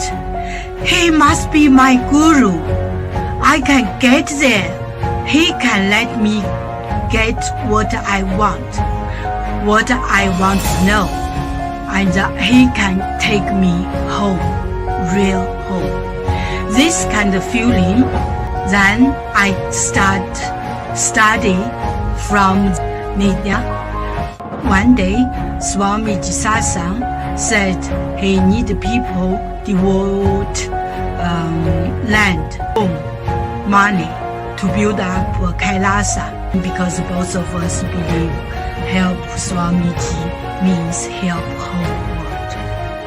It's a big decision, but we just discussed so short time already. Decide.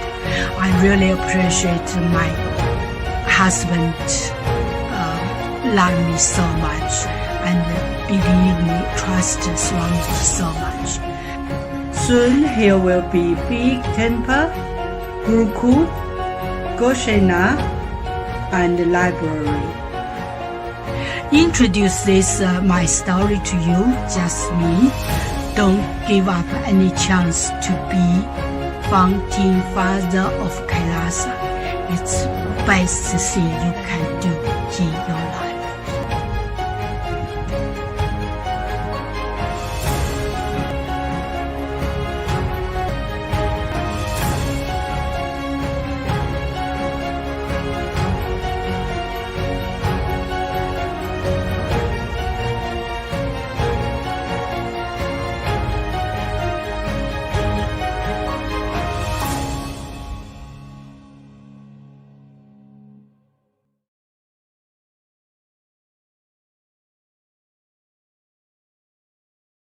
Just be alive for next.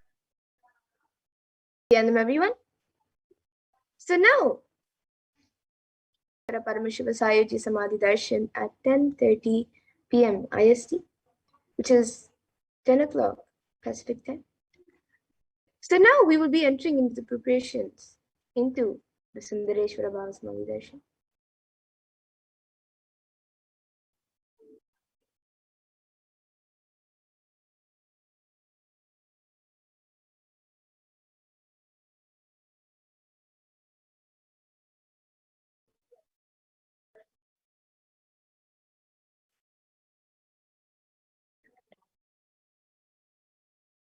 So you today can manifest the superconscious energy of the Sayoji Samadhi Darshan of Erinar Sundareshwara Paramashiva Paramburu.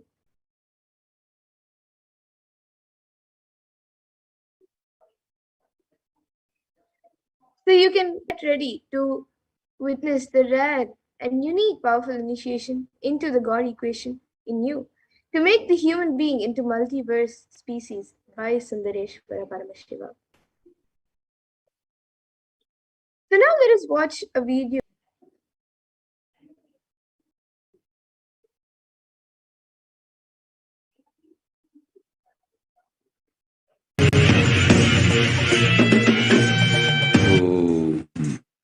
Shave, shave, shave.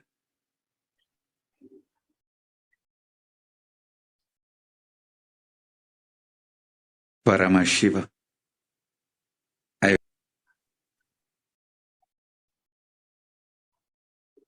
The physics of my existence. Cognize this in your Hridaya Akasha, in the Gandha. You will experience my existence. Uncountable, visualized, assumed mathematics. Manifest in me, exist in, get rejuvenated, get deluded inside, gets liberated. Countless Brahmandas to exist.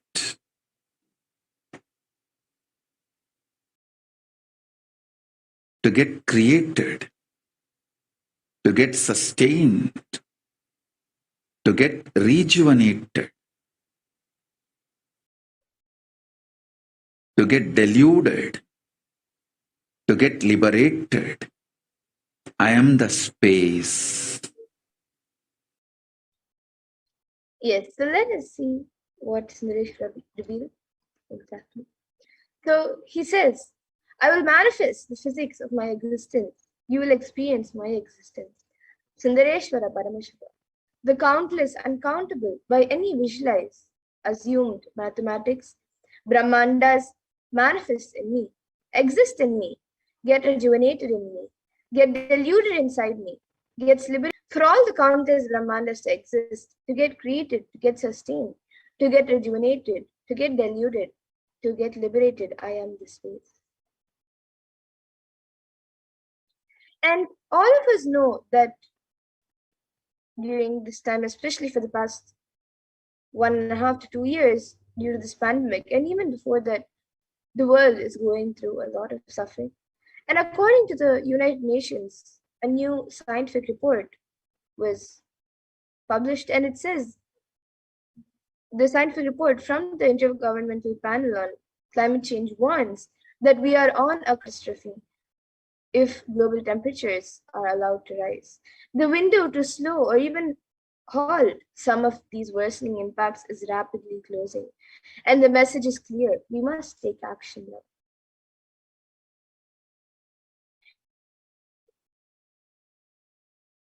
So now let us watch a small video on the state of the world today.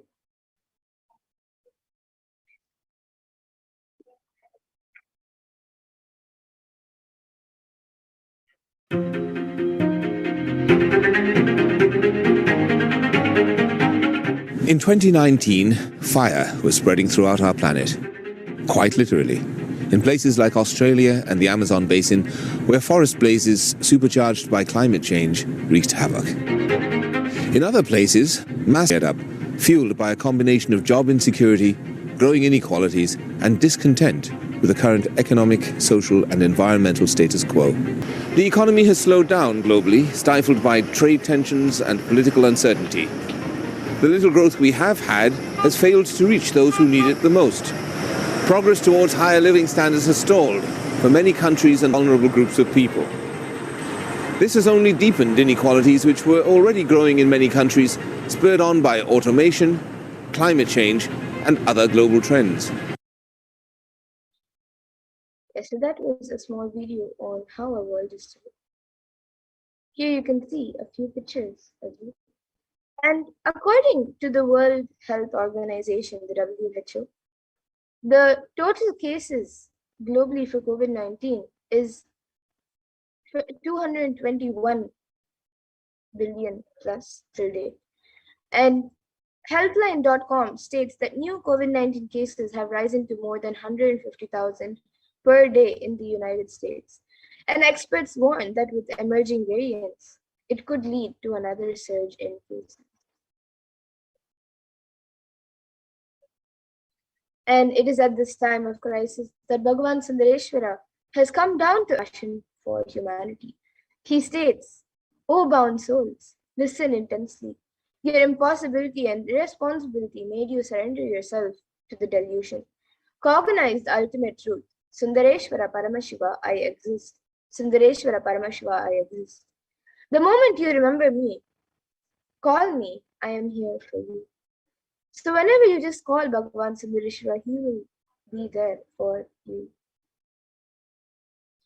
And Irayanar Sundareshwara Paramashiva is the greatest and unique manifestation of Paramashiva as the complete manifestation.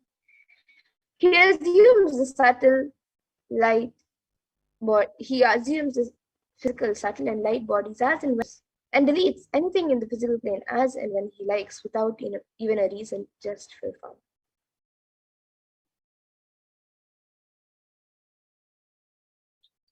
And sometimes they manifest as Meenakshi and Sundareshwara as two bodies and one being, and sometimes as both in one body. That is the reason all his manifestations and place are called the Tiruvalaya divine leelas. And due to his causeless and limitless compassion, Irayanar Sundareshwara Paramashiva Paramburu is manifesting in all his glory as the Purna Avatara through this being, through the being of Bhagavan Sri Nithyananda Paramashivam as the Nij. And from the Shuddhadvaita Paramashiva Sayuji Samadhi space, Irayanar Sundareshwara Paramashiva Paramburu will be manifesting through this supreme manifestation of his divine leelas.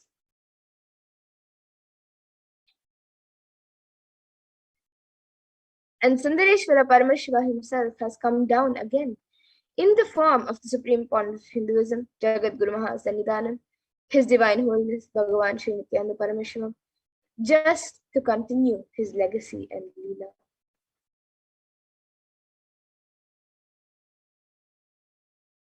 And to continue being available to all of us, playing his divine leelas, performing miracles in the life of all his devotees, attending to our prayers and continuing the legacy as the ruler of the whole Madurai, the Shyamala Pita Savagnipitam.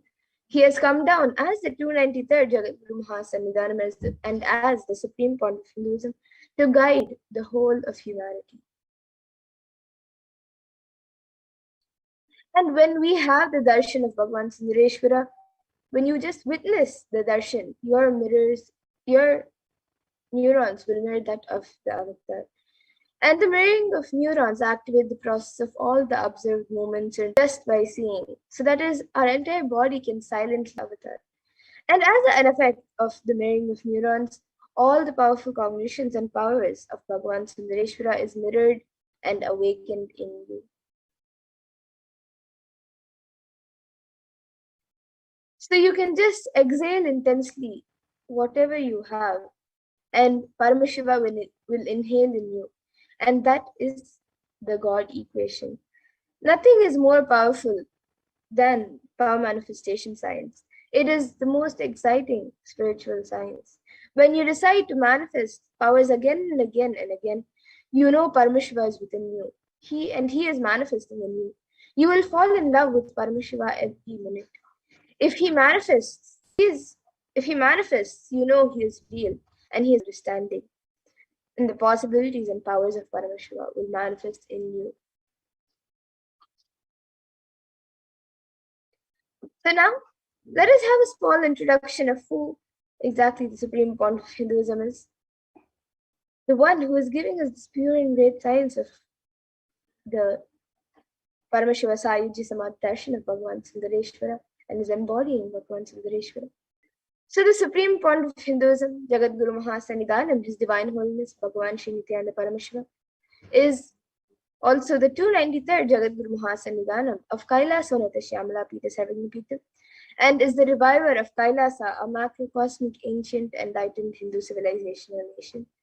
The Supreme Pontiff of Hinduism is the 1008th incarnation of Paramashiva, as per Hinduism, recognized by his predecessors who are enlightened masters and adepts. The Supreme Pontiff of Hinduism has made the science of power manifestation, yoga, and temple-based sciences a lifestyle for humanity. And the Supreme Pontiff of Hinduism is ordained as the 233rd Guru Mahasannidhanam of Kanchi Kailasa Sarvagnipitam. Then is also the incumbent emperor of Suryavamsha Saranga Samrajyam, and is also the present 293rd Jagat Guru Mahasannidhanam of Kailasa Shyamala Pita Sarvagnipitam, and the present Mahamandaleshwar of the Mahanirvani Akala, which is the largest apex monastic order. So here you can see a few pictures where ever since, from a very young age, the Supreme Pontiff of Hinduism is being trained and to be ordained as the 233rd Guru Mahasannidhanam of the Kanchi Kailasa Sarvagnipitam. And here you can see the Supreme Pontiff of Hinduism energizing the deities as the incumbent emperor of Suryavamsha Saranga Samrajyam. And here you can see the Supreme Pontiff of Hinduism being coronated as the incumbent emperor of Suryavamsha Saranga Samrajyam. And here you can see the Supreme Point of Hinduism being coordinated as the 293rd Jagadguru Mahasannidhanam of the Kailasa on the Shyamala Pita Sarvajnapitam, which was established by Paramashivoham himself and revived by the incarnates of Paramashiva, which is Bhagavan Sundareshwara and Devi Meenakshi. And you can also see here the Supreme Point of Hinduism being coordinated as the Mahamandleshwar of the Mahanirvani Akada. So you can see all the ways, all the other sadhus and sannyasis of the Mahanirvani Akada are coordinating the Supreme Point of Hinduism as the Mahamandleshwar.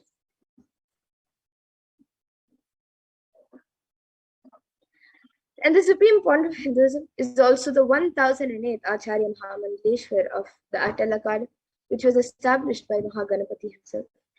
And the present 23rd Guru Mahasannidhanam of Dharmamukti Swagapurumadina. And in 2015 was elected as the Supreme Point of Hinduism over 10,000 leaders.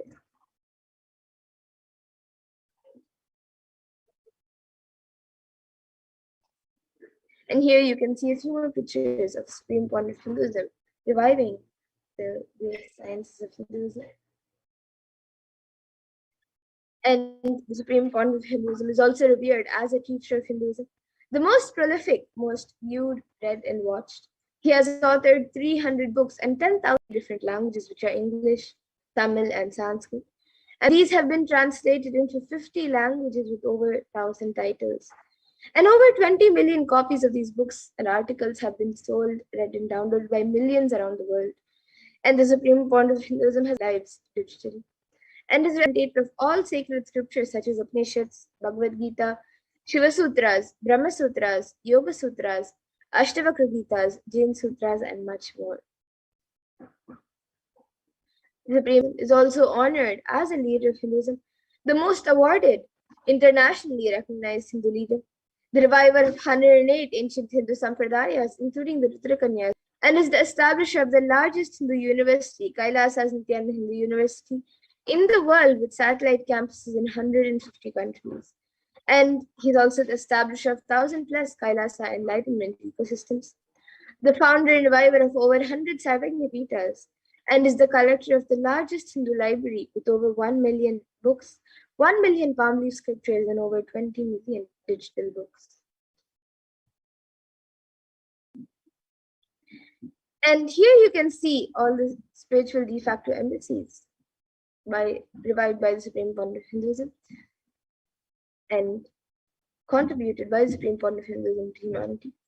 3 universities, 186 extended campuses of then 38 temple monastery complexes, 55 Paramashiva Sena shakas, 1,898 youth centers, 19 Hindu kingdoms, the Sarvajnapitams, and 25 e-Kailasas, 1,898 ASAP centers, 120 Hindu temples, and 5,334 healing centers, 22 food banks, 12 animal shelters, 34 satsang temples, 418 Paduka mandirs, and 2,175 satsang centers. And here you can also see the Supreme Point of Hinduism peace walks, covers over 100,000 plus kilometers, and gift the science of healing to million plus human settlements and much more. So here you can see throughout the years, many yatras have been done by the Supreme Point of Hinduism to enrich and heal and guide humanity. And Irayanar Sundareshwara Paramashiva Paramguru is the manifestation of the beauty of the cosmos in flesh and bones. Irayanar Sundareshwara is the embodiment of the superconsciousness expressed in the human body, playing with all his glory.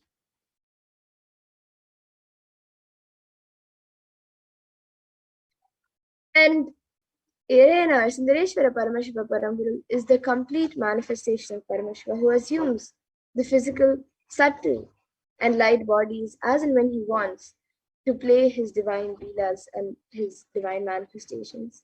He plays with all the physical realities and corrects, alters, intervenes, influences, changes, adds, and deletes anything in the physical plane as he likes without even a reason.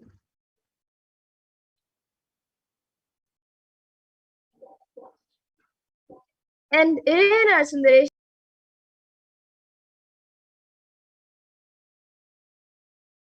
Sundareshwara is the embodiment of the superconsciousness and body, playing with all his glory. He came down as the most handsome form, the most. And the kingdom of Madurai, which is known as the Kailasa of the Shyamala Peetham, is the oldest Hindu papal state and enlightenment ecosystem that was established by Paramashiva himself. And the kingdom of Madurai was later revived by Lord Sundareshwara and Devi Meenakshi, who as the deities and incarnates of Paramashiva ruled over Madurai and revived the foundation pillars of it as the highest living stream of spiritual sciences.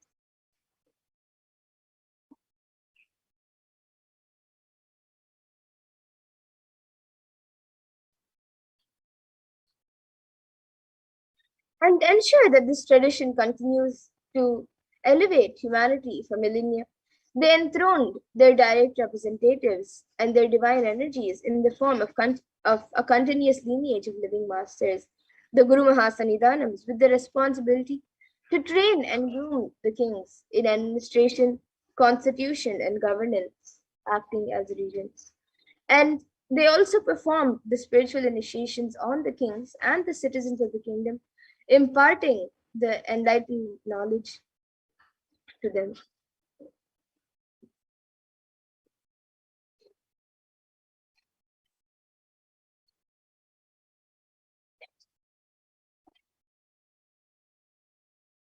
And the lineage of Paramashiva is beautifully explained as in a verse, and it says that this supreme discipline of Adishaiva tradition has been coming down through the continuous lineage of Guru disciple, Adishaiva Guru Parampara, from time immemorial. And this has been formulated as the attainment of complete liberation from the repeated phenomenon of life, of birth and death. This is supreme in its kind and concerned with the ultimate benefit of all souls. Kailasa Shyamala Peetham's rare and sacred lineage of pontiffs has been systematically carried over with an unbroken progression from ages. And the chosen emissaries of Lord Paramashiva and Devi are the Guru Mahasanidhanams of the Kailasa Shyamala Peetham, and they are the direct representatives of the cosmos. And on the 27th of April 2012, Srila Sri Nithyananda Paramashivam Paramacharya Swamigal was formally appointed as the 293rd Guru Mahasanidhanam of Kailasa Shyamala Peetham and is the lawful successor, descendant, and inheritor invested with all the powers, duties, obligations to perform the religious, spiritual, and religious rituals, spiritual and religious and as customary rites vested in the Kailasa Shyamala Peetham. And he has been reviving its spiritual, religious, and linguistic epicenters to its original glory. So now let us watch a video on the history of the Kailasa Shyamala Peetham of the Madurai Adini.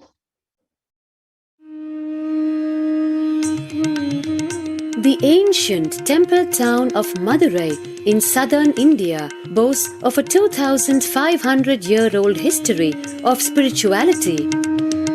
Historians trace Madurai's existence back to the 3rd century BC, making it one of the oldest continuously inhabited cities of the world.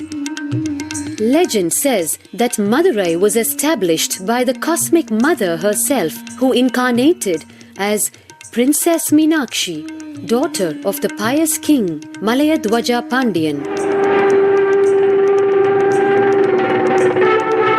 able queen and a fearless warrior, Meenakshi expanded her empire right up to Kailash in current China. But when she came face to face with the Lord of Kailash, Shivoham, she recognized him as her eternal consort and dropped her companion for life. Along with Shiva, also known as Sundareshwara or the beautiful Lord, Meenakshi reigned over her kingdom for a glorious 166 years. In course of time, with the rise of Jainism as a religious force, Madurai too fell to its powerful influence and Shaivism all but vanished from the kingdom where Shiva himself had once walked the earth. The renaissance of Shaivism in Madurai, a tradition. The story goes that as a baby, Tirunjana Sambandar was once nourished by the milk of enlightenment from the cosmic mother herself.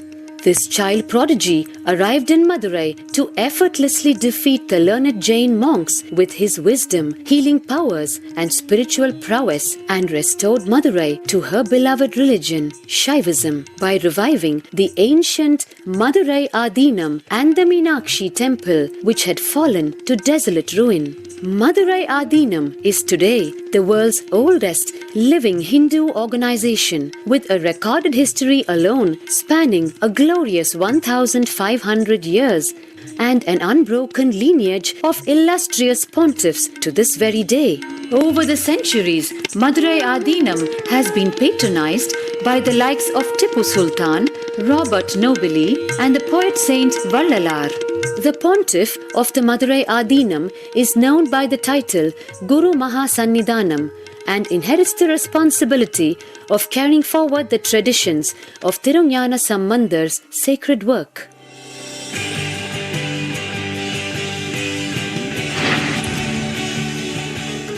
On 27th April 2012, a new era began of Madurai Adinam. The 292nd Pontiff, Srila Sri Arunagirinatha Jnana Sambandha Desika Paramacharya Swamigal, by intuition and inducement by Lord Shiva, coronated a charismatic young saint as the 293rd Pontiff of the Madurai Adinam. An accomplished yogi, a pragmatic social visionary, and an adept in mystical sciences, His Holiness Paramahamsa Nithyananda is revered as a divine incarnation by millions worldwide. Within weeks of his ascent to the sacred throne, he brought about sweeping changes to the Adinam, including the renovation of the ancient monastery, Annadan, free food for thousands every day, free medical camps, yoga classes, scriptural study, spiritual healing and meditation programs, the traditional Adi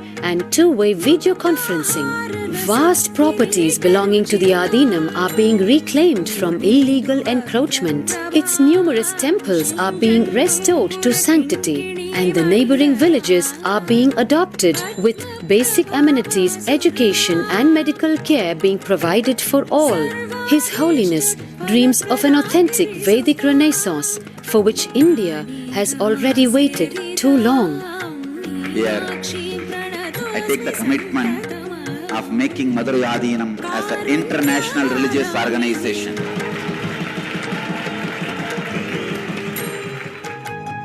We will fulfill all the responsibilities of Madurai Adinam, make Hindu tradition, Saiva tradition alive, revived, lived, celebrated all over the world.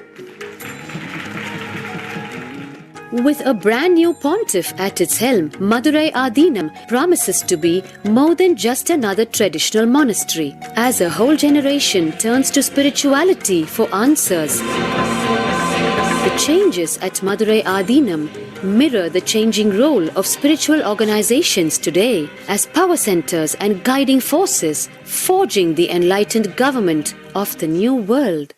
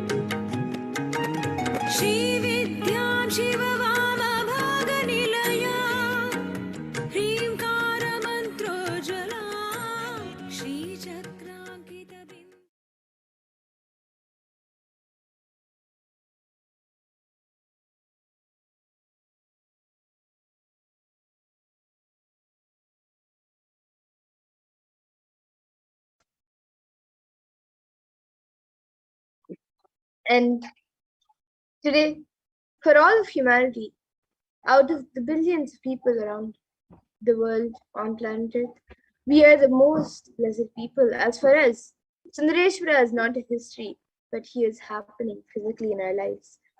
Sundareshwara Paramashiva himself has come down again in the form of the Supreme Pontiff of Hinduism, Jagat Guru Mahasannidhanam, His Divine Holiness, Bhagavan Shri Nithyananda Paramashivam, as Swamiji, who is the 1000th incarnation of Paramashiva to revive Hinduism and to continue being available to all of us, playing his divine leelas, performing miracles in the life of all his devotees, attending to our prayers, and continuing the legacy as the ruler of the whole Madurai.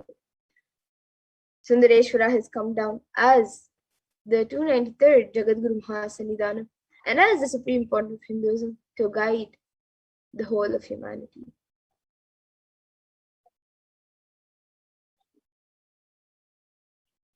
And Paramashiva assumed the physical form 11 times in Madurai just to perform his divine leelas. And each divine action, each action becomes a divine energy. And yes, so each action that became a divine energy, and each of that becomes an independent entity. So if you connect with that energy, he gives you the same blessing. So understand that Sundareshwara is the energy of Leela, playfulness. So now let us look at one of the Leelas of where Sundareshwara does the Leela of healing the Pandyan king's fever.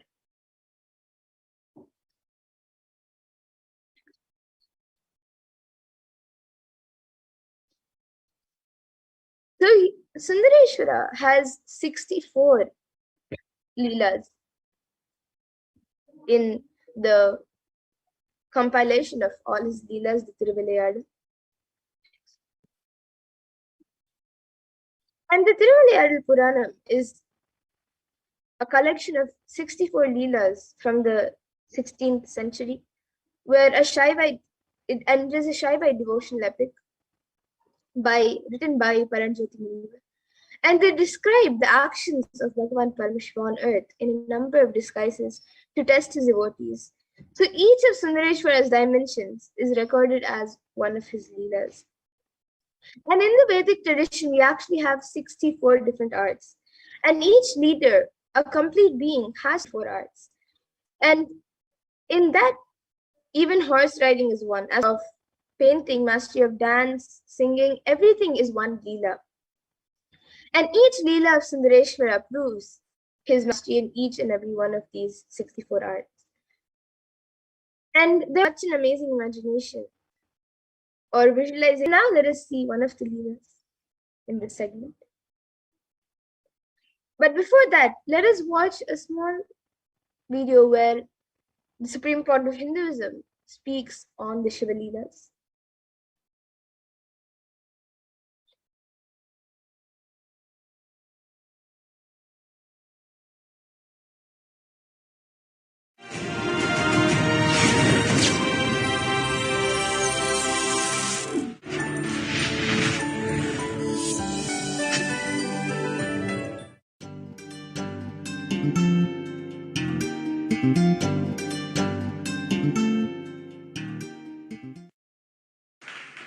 Let us start today's satsang in Bhagavad Gita, 4th chapter, Jnanakarma Sannyasa Yoga, 32nd verse.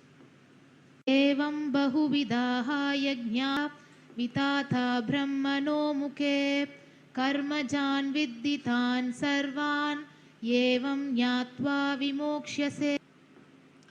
Evam bahuvitaha yajñaha vidke karmajan viddidan sarvan evam jnatva vimokshase.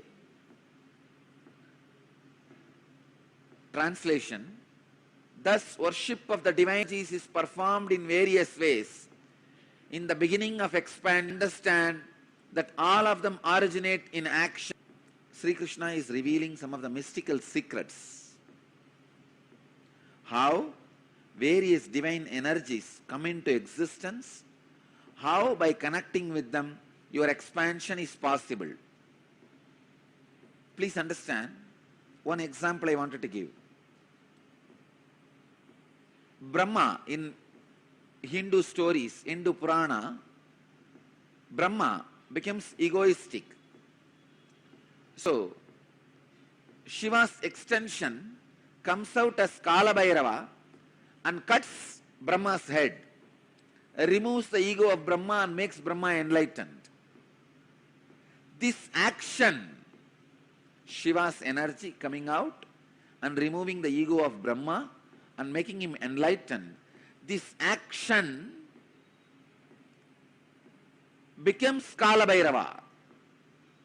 So when you connect with the divine energy called Kala Bhairava, it removes your ego also and gives you enlightenment. Shiva's energy ended and destroyed the collective negativity of Daksha, which causes suffering for himself.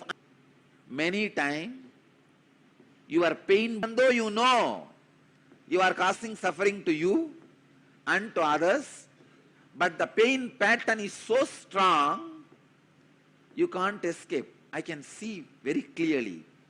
So many people, they know if they are out of me, if they are away from me, they are going to create suffering for themselves. But their ego, arrogance is so strong, they can't live around me. I have seen so many times, even devotees, they know if they listen to my teachings and live, they will be out of their sufferings and torture they are doing to themselves and to others. But they don't want. Daksha represents the negativity which causes suffering to yourself and to others. Shiva's energy which came out and destroyed the Daksha's negativity is Veerabhadra. Veerabhadra did not kill Daksha. He gave life back to Daksha.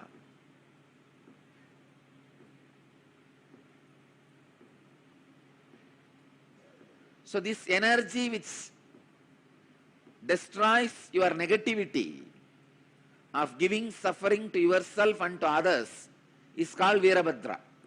If you connect with this divine energy and pray, feel connected, you will see in you also the pain body, the patterns which create suffering for yourself and others will be destroyed. It's a beautiful verse. Evam bahuvitaha yajñaha vitata brahmano mukhe karmajan viddidan sarvan evam jnatva vimokshase. Thus, worship of the divine energies is performed in various ways. In the beginning of expansion, understand that all of them originate in actions. Knowing this, you will be liberated. Same way, if you are frozen, closed, then start connecting with Krishna, who is doing Rasa Leela, who just opened himself to the whole universe. Krishna's Rasa Leela did not happen just with Gopikas. Trees, rocks, Yamuna, everything was enjoyed by the whole existence. Gopikas were also happened to be there, that's all. It was not concentrated towards Gopikas. It was with the whole. So if you are frozen, sickening suffocation, many times people do have this sickening suffocation. Come on, then expand. It is time.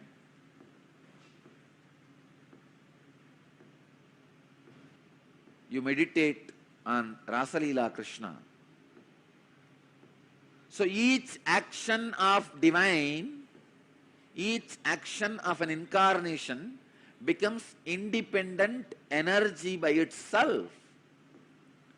Shiva's one action,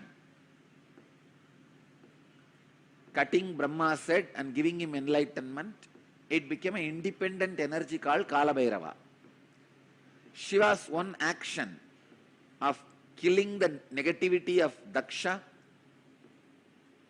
and liberating him from negativity and negative patterns became independent of teaching in silence to Sanagadi rishis and giving them enlightenment becomes Daksha. Just each act becomes and married Meenakshi and ruled this Pandya kingdom. He becomes, that action became an independent energy of Sundara Pandya. Just yesterday I was reading, I verified again and again. Earlier when I was seeing, I felt he has taken 3 bodies. Yesterday I saw he has taken more than 11 bodies. Only to play in and around Madurai. Please understand, in this way, no other geographical place is equivalent to Madurai. Where Shiva has taken 11 bodies to play just in Madurai. See, in one body he has played in many places. That record is there. When he assumed one body, he has gone to many places and did his leelas. In one body, doing leelas in 11 places, there are enough records. But 11 bodies, leelas in one place, only in Madurai's history, the record is there. More than 11 bodies he has assumed at different times to play the leelas. The leela he performed, the first body he assumed to perform the leelas in Madurai is marrying Meenakshi. To marry Meenakshi and all the leelas related to that time, marrying Meenakshi and bringing Vaigai to Madurai, all those leelas were performed in one body. That body is directly under the Sundareshwara's linga. In the main Garbha Mandir, under the Sundareshwara linga, that body is resting. It is there in JIVASAMADHI. And second, he has assumed one more body to build embankment for Vaigai river and converting all the foxes into horse to save his disciple Manikyavasagar. All those leelas, around 40 years he was in that body and performed many leelas. That body is resting in our property near Dinamani Takis. There is a place in Madurai near Dinamani Takis. There is a samadhi inside Madurai Adinam property. It is called Sundaranar Samadhi.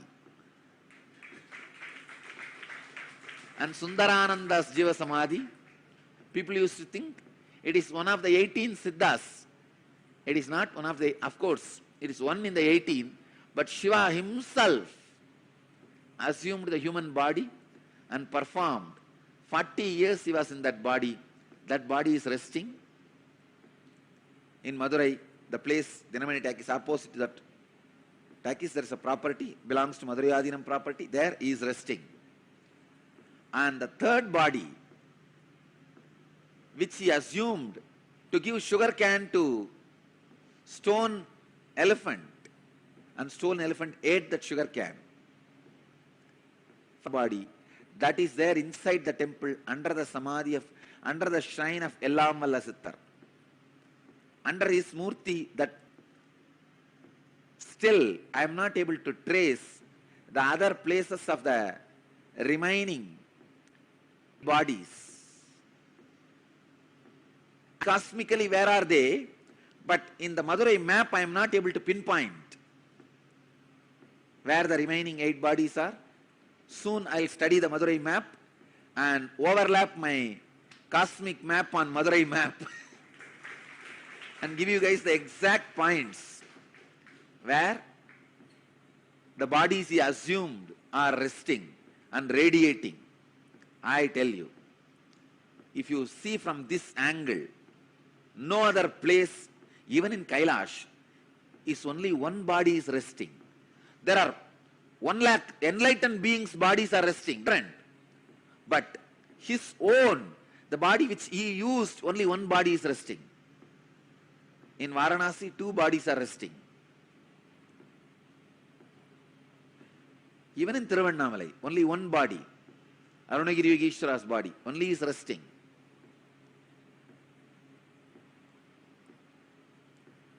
I was shocked when I read yesterday the Akashic records. 11 bodies he has assumed. I tell you, Madurai was his honeymoon place.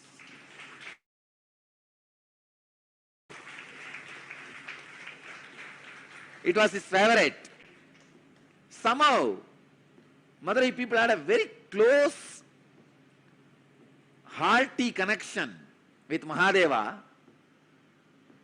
Even for small things, he will assume a body. Come here and play. This was the place where he was very playful and joyful, without any of the so-called social laws, regulations, rules.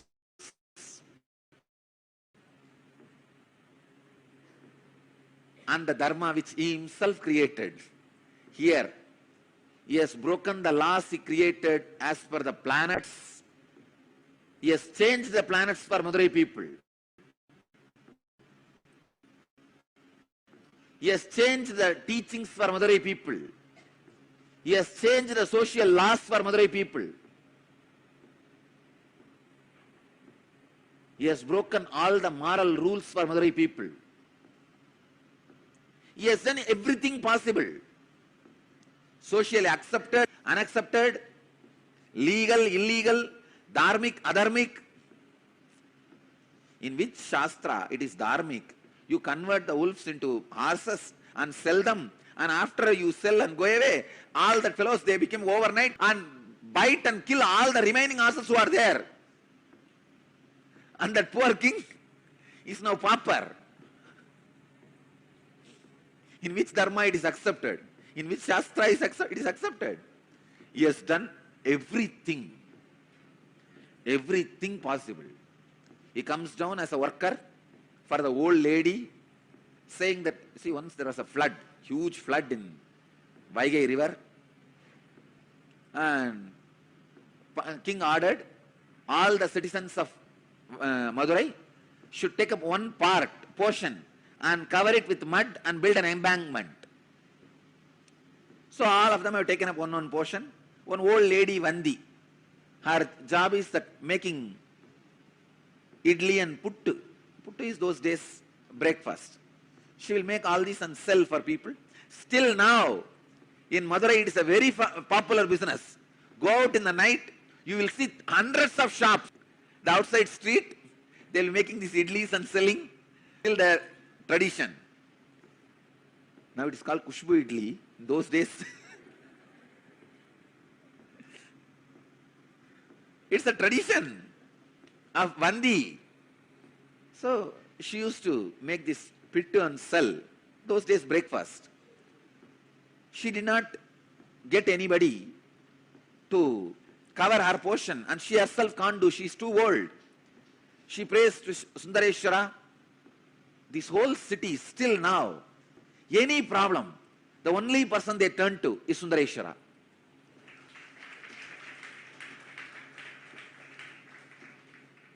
They don't trust anybody else. They just turn towards Sundareshwara. And she's the old lady. She can't get a worker to fill her portion, job. She turns towards Sundareshwara. Oh Chokanada, Sundareshwara.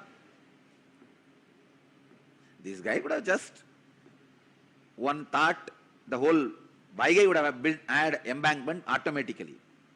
He does not do that. He comes down, assuming human body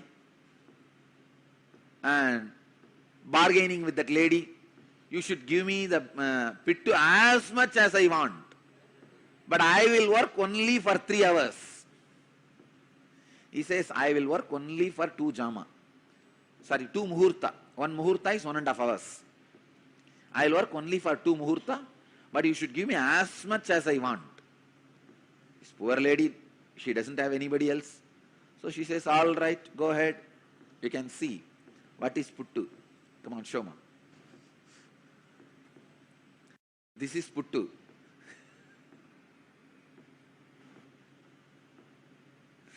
Those days, breakfast. So she doesn't have anybody else. So no other option. She accepts the bargain. This fellow finally finishes eating everything she cooked. After that, he doesn't work. He goes there and lies down in that bed.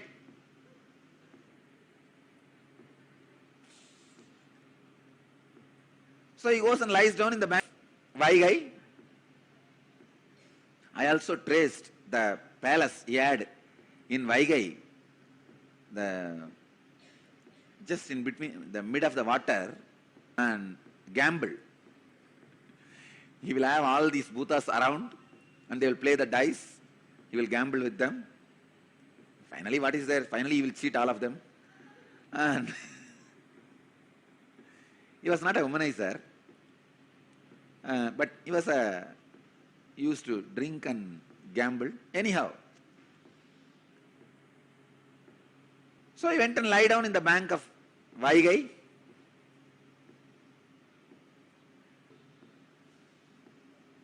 Parts have been covered except the Vandi's portion. King got very annoyed and asked whose portion it is. They said this is Vandi, old lady's portion. Naturally she won't be able to do. Who is doing for her?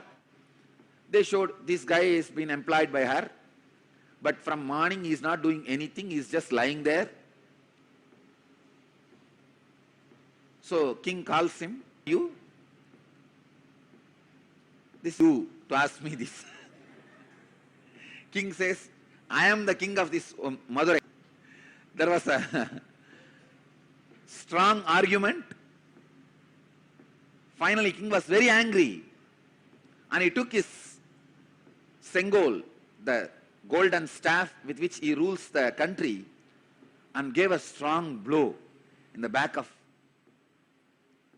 Sundareshwara. When that beating fell on Sundareshwara, when that stick fell on the Sundareshwara, at that same moment, to the king, he is the Antaryami, himself had that beating. The whole cosmos, including the king, had the mark of that golden staff, scepter, golden scepter's mark, and king was shocked. There he sees Sundareshwara standing with Meenakshi and smiling. King realized who came to play in the form of a worker, and he fell at the feet of Sundareshwara, asked him to apologize. Then Sundareshwara says, just because of Vandi's feeling connection, to please her, to eat her food, to enjoy her puttu, breakfast, I came and I enjoyed. He liberated, he gives enlightenment to Vandi and blesses the king and disappears. Till the end, he has not done his job. He did not do the job of building the embankment to the Vaigai. Casual leelas, not 1 or 2, 64 leelas. God, I know for sure he would have done at least 64,000. And Paranjodi Munivar, the compiler, was 64, representing all the 64,000s of leelas.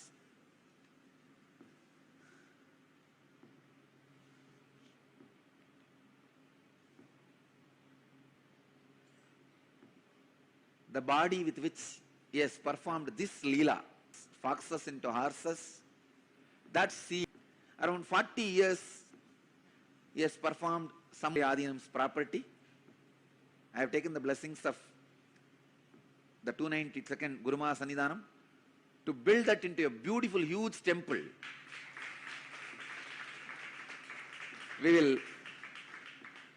You can see the scene of Sundareshwara coming and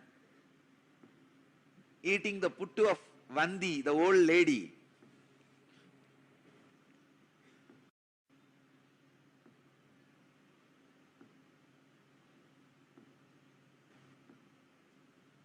When I remember, God, this very land, He has taken 11 bodies and walked. These very roads, He would have walked and sold the firewood. These very roads, He has walked and sold bangles. This very road, He walked and sold diamonds.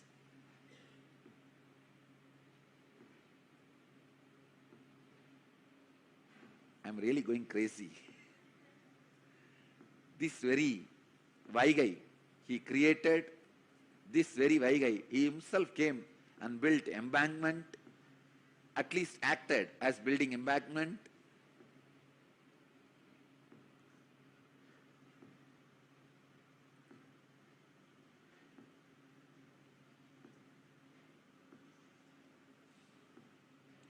Each action divine energy performs becomes one entity.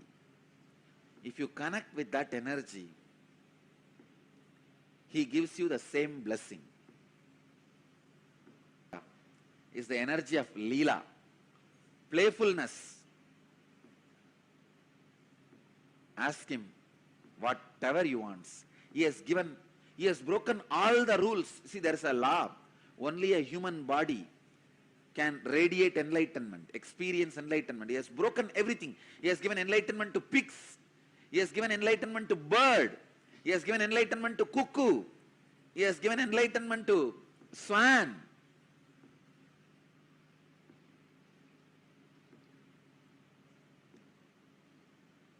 Everyone can be assured. He has given enlightenment to pigs. What a Leela. Sundareshwara. Bhagavan explains, Sri Krishna explains in this verse how each action of divine becomes independent existence, a divine energy. Shiva danced for the sake of Patanjali and showed the cosmic dance. That becomes Nataraja, the form of Shiva, an independent energy. Meditate on Nataraja, you will have extraordinary spiritual experiences. Nataraja is the Lord of spiritual experiences. Any yogic spiritual experience you want, meditate on Nataraja. Sri Krishna is explaining the philosophy behind the incarnations are multiple gods, religion. Many gods, ultimate is only one. It's Eham Sat Vipra Bahuta Vadanti. One of the very question is answered by Bhagavan Sri Krishna in this verse. God is one, expressions are many.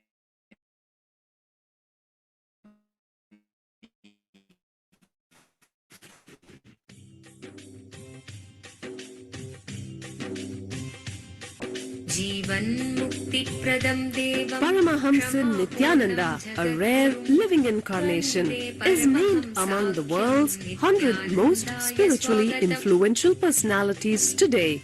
Paramahamsa Nithyananda has been placed alongside Dalai Lama, Nelson Mandela, Oprah Winfrey, Paulo Coelho and others by Mind Spirit, the world bookstore. A yogi by birth, he has been expressing his power of enlightenment since birth.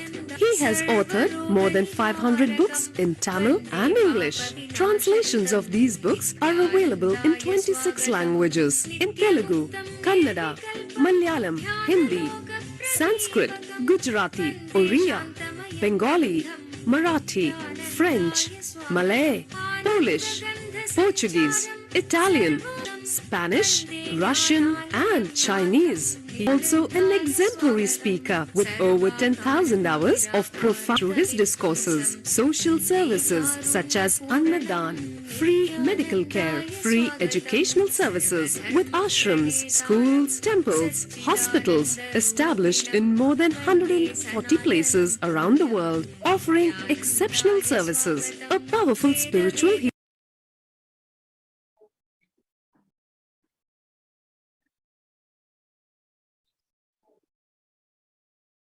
healer who has Yes. So millions of people of now disease. let us three saints living in Tamil Nadu during the 3rd to 8th century CE, who were devoted to Paramashiva, and the list is compiled by Sundaramurti Nayanar.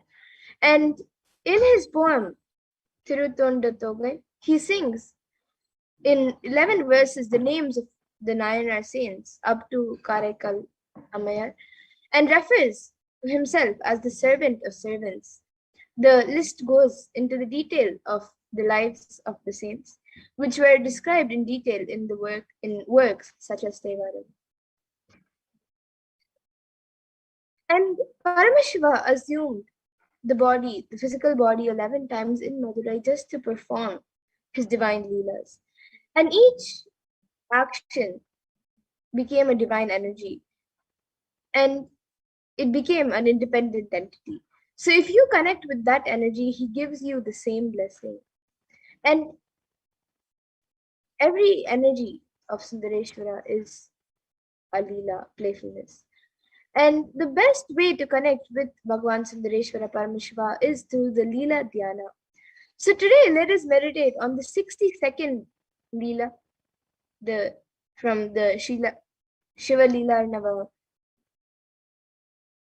Pandyanakku Jwaram Tirtha Padala, where Bhagavan, the Pandyan king's fever. So in the clan, his widespread fame was born with hunchback. Hence people called him as Goon Pandya king with the hunchback. Through the king, Goon Pandyan, his long association with Samana, the people who had misunderstood misunderstandings, and misunderstood the ideas of Jainism to spread violence, he had not only fallen in their trap, but had also received the initiations too. So what to do? It is different to revert from the association with the wicked people. It is difficult to revert from the association with wicked people. And in a clan consisting of great devotees of Paramashiva, which was quite sincere and integrated in observing the truths revealed in Vedas and performing the duties prescribed in the Vedas without any hindrance, a boy named Jnana Sambandha was born. Goddess Parvati herself protected the child by feeding her breast milk, who was once struggling without his biological mother. After this incident, people are addressing the child as Jnana Sambandhan or Jnana Puranan, as the child got enlightened at the childhood itself by the grace of Goddess Parvati. The child, who was the pride of the Brahmin community, was the Lord Muruga. During the childhood itself, he learned all the scriptures, and keeping the Upanishads, the Hindu scriptures, which reveal the underlying truths, as the testimony, being the embodied tattvas like sacred ash, Rudraksha, and the Sharakshara mantra, Saravana Bhava, of Lord Muruga, was considered as an enlightened being, and some people worshipped him. As a result of their good deeds in the past birth, over all the evil attacks of the Kali Yuga.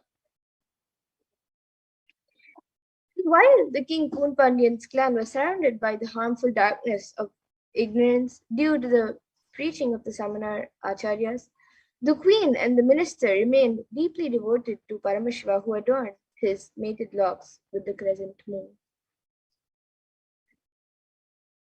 Both the queen and the minister, who had incomparable and deep devotion to the lotus feet of Jnana Sambandha, explained to him about the position of the king and tried to save the king, who was drowned in the heat of dilapidated, deep ignorance.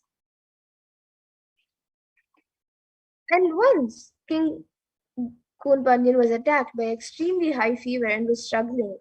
All the efforts taken by the Samanar Acharyas of the king to heal the king were unsuccessful. At that time, for the sake of the king's health, the queen herself very much pleaded with Jnana Sambandha, the enlightened master. The enlightened master Jnana Sambandha, while entering the king's palace, remembered the form of Lord Shiva, who always remains cool due to the oozing out of the nectar from the crown, adorning his crown and meditating upon the sacred truth, Shivoham, I am Shiva, in his inner space. For a moment, and looked affected by the heat of high fever, he showered his grace on the king through his eyes. Saint Jnana Sambandha, who was established in the state of enlightenment, which is beyond all the rules and regulations of ashrama dharma, duties of 4 stages of life as per the Sanatana Dharma, smeared the sacred ash on the forehead of the king as a result of the good deeds performed by the king in his previous births. He also applied the sacred ash on the chest of the king with his right hand, which had worshipped the divine feet of Lord Shiva. While applying the sacred ash, Jnana Sambandha also sang the divine healing verse, Tirunitrupadikam. And on receiving the sacred touch of the divine hands of Jnana Sambandha, which is described in the Rudram, the Vedic chant of Lord Shiva, as the most auspicious, the most holy and sin of the 3 worlds, the king got rid of the high fever instantly. He became very happy. The queen too became happy. The king. She rejoiced, and not only the physical and were spreading violence was also put off in the king's life.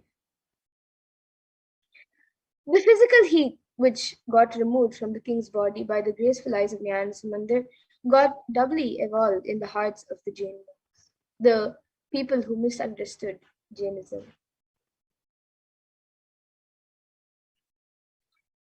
"80,000 of them were living in the 8 mountains all over the earth. They were adept in many various forms of pranayama. When they got defeated by Jnana Sambandha while curing the physical illness of the king, the wandering devotee of Lord Shiva, they decided to win over him. Hence, all of them gathered in Madurai Upanishads. The moment the people who misunderstood Jainism approached him to start their debate, they got stuck mentally and became speechless. And the Vedic religion is proved categorically right by the justifications of the philosophy like Mimamsa Shastra, and is well established by the inquiries of the Tarka Shastra, leaving aside all the valuable justifications. The people who misunderstood Jainism wanted to win over Jnana Sambandha just by their mere faith. And Kun, which means bent back in Tamil, so the Kun Pandyan was a great king and conquered the Chera kingdom and the Cholan kingdom. And he married Mangayarkarasi, the daughter of the Cholan kingdom. And Pandyan was deeply involved in the Jain religion and spoke low of the Shaiva tradition. Mangayarkarasi, a great lady and a woman, a stature of a sage, was a Shaivite. And during this period, people belonging to the Jain sect, the Samana Matam in Tamil, entered into Madurai and settled down there. King Nedumaran got attracted towards the Jain sect and announced an order that all his citizens should follow the Jain sect. This gave a shock to his wife and to the Kulachiyar. But they did not have the courage to talk to him on this matter with the great king. And the queen Mangayarkarasi decided to pray to Bhagwan Sundareshwara and talk to him on this worst state of affairs. And she took the minister Kulachiyar along with her to the temple and prayed to God. At that moment, the Brahmin came inside the shrine, and the Brahmin saluted the queen and said, "O queen, I am residing in I am on my visit to various divine places. I came here thinking of worshipping Lord Sundareshwara of Madurai. I inquired with people here as to why no one is there in this temple. I became sad on hearing that the citizens are following the Jain sect, and hence no one is visiting this temple. The queen immediately wrote a letter and said, "O Brahmin, somehow or other, hand over this letter to him. Ask him to visit Madurai." So the Brahmin, who came to know that he is staying in Vedaranyam, the Tirumariya Kadu, went there on the queen's invitation. And immediately the manuscript, Samandar decided to visit Madurai. Karasar said to him, "O Lord, you may not be knowing the Jains. I, the one who was affected by them, know about Jains. Further, the planetary positions are not conducive for journey. Please start on an state." Immediately sang the song, Veyer Todu Pangan, Vidamunda Kantan, Nalla Vennai Tadavi. And today, those who feel that Samandar immediately left for Samandar. But the people had to burn the house to kill Samandar. Samandar got infuriated and immediately sang the collection of songs, the Padigams, beginning with the lines Chene Tiru Alavai Neviya. And Samandar then went to see the Pandyan king. On hearing this, he told the king, "O king, this Samandar will not be able to cure this disease. We will cure it now in just 5 minutes." The king shouted, "O Jains, just remain aloof. Let Samandar alone give me the treatment." Samandar said, "I do not want any other thing. Just bring some ash from the kitchen of the temple." The ash was brought. And Samandar makes that your consciousness does not need to shrink because of this idea. Everything is going to become ash. Listen, but your consciousness is beyond anything you see. Initiating him into this tattva of life and giving ash as a prasada. When the tattva started spreading, expanding in Kun Pandyan's consciousness, the shrinking body stood up and the hunchback was cured. And he expanded and became Indrasir Nedumanar Nayanar. And now let us see how Sundareshwara Paramashiva has the Jnana Sambandha, who is the embodiment of Meenakshi and Sundareshwara, healed Kun Pandyan.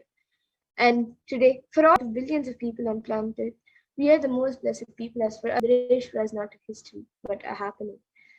And Sundareshwara Paramashiva has to continue his legacy and divine leelas, and to continue being available to all of us, playing his divine leelas, performing the miracles in lives of devotees, and attending to our prayers, and continuing the legacy as the ruler of Madurai, the Shyamala Pita 7th Peetam. He has come down as the 293rd Jagat Mahastanidanam and as the Supreme Pontiff of Hinduism for guiding the whole of humanity.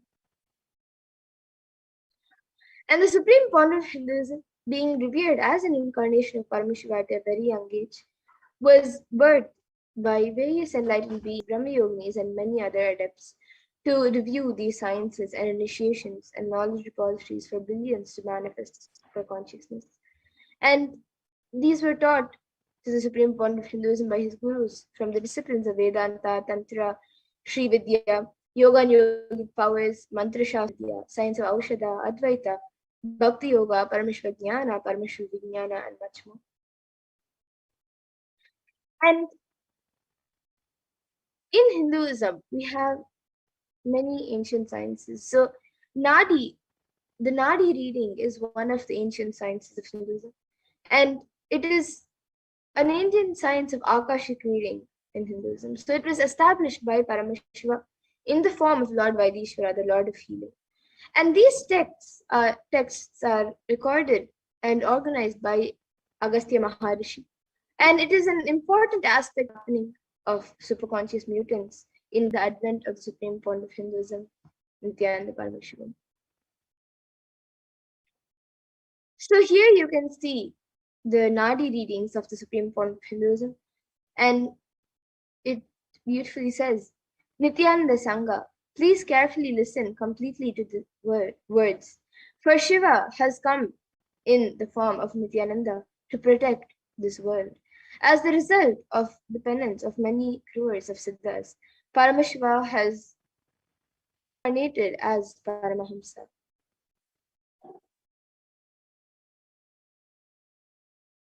And the first people became blissful. Just by thinking about him, they achieved bliss. The people who have experienced the truth of bliss follow. And the Nadi readings continue to say, so all the life world are his life. He comes Shiva, Sadashiva, as the sun and the moon. So the official celebration and public declaration of the Supreme done, and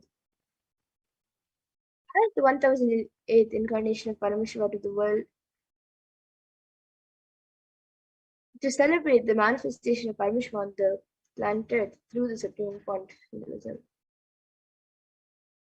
So on 1994, to celebrate the manifestation of Paramashiva on planet Earth through the Supreme Pontificalism, Mataji Vibhudananda Puri began the preparations for coronating the Supreme Pontificalism as her next successor and declaring him as the 1008th incarnation of Paramashiva. And through this occasion, an official letter of initiation adopted him as her only disciple and successor in the Arunachala lineage, coronating and conferring upon him the title Brahmasukhi. His gurus thus coronated him when he was 16 years of age in 1994, immediately after which the avatar commenced the expansion work of Kailasa. And it has thus been 26 years of the public life till date, the year of which is year 2020, 27 years now, as we are in 2021. And the avatar stepped out next year in 1995, which is the same year that his gurus left their body, and the purpose of their life was complete.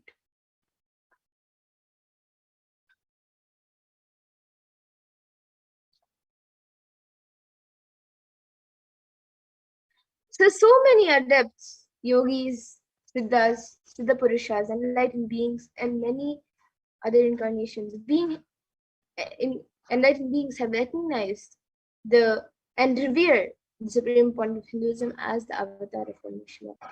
And a few months into dear friend and the mother of and grandmother of the incarnation, who was yet to be born.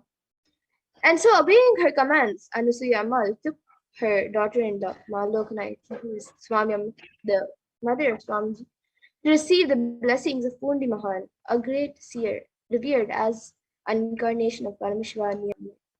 So as Malokani, like Swami Amma, bowed down to Pundi Mahan, he showered her with flowers and akshata, the turmeric rice, and declared to her heartily, Amayapane Virapan, and blessed her that Paramashiva himself will be born to her as the divine mother and father of the whole cosmos.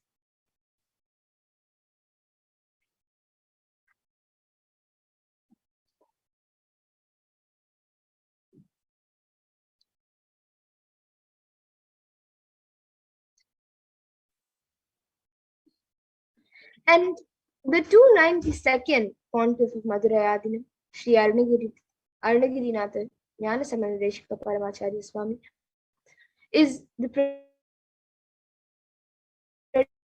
predecessor the Supreme Point of Hinduism in the esteemed Guru-based tradition in the Madurai Adinam since 2012 of Lord Shiva and Devi Meenakshi, who both instructed him to coronate the avatar as his successor, Gurumahasanidanam. So now let us watch a video where the 292nd Gurumahasanidanam speaks about the Supreme Point of Hinduism.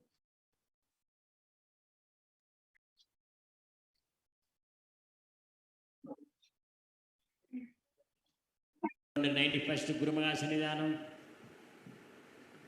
the 290th Guru Mahasanidhanam, the 289th Guru Mahasanidhanam, all were genius and sages and saints.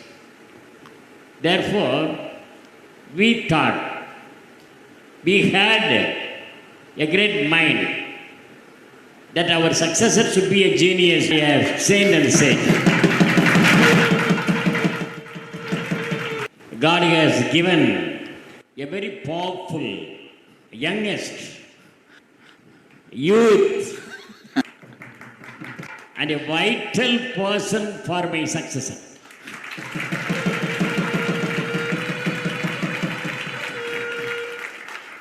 It is a noble gift of Lord Shiva. The Thiriñana Sambandha Swami Ladinam. It was the very oldest and ancient mutt in India, which was established in the 6th century by Saint Thiriñana Sambandha of Sirihari, Tanjavur district in Tamil Nadu. He was not only propagating the Saiva religion, he was not only propagating the Saiva Siddha, he not only sang 4,000 and odd Devaram songs, but also he was striving for the upliftment of the downtrodden people, and he was propagating the praise of Tamil language. He ordered the people to call him as only Tamilnyana Sambandar, Chandamil Vellayana Sambandar, Nattamil Viragan, Vilayudaya Arindamil Yana Sambandar, and so on. Many people, many genius people are our disciples of Madurai Adinam. For example, Vadalur, Vallal Ramaliki Adigal, who visited our Adinam several times. And he was blessed by the 288 Guru Srinam Sri Swami Brahmachari Swami.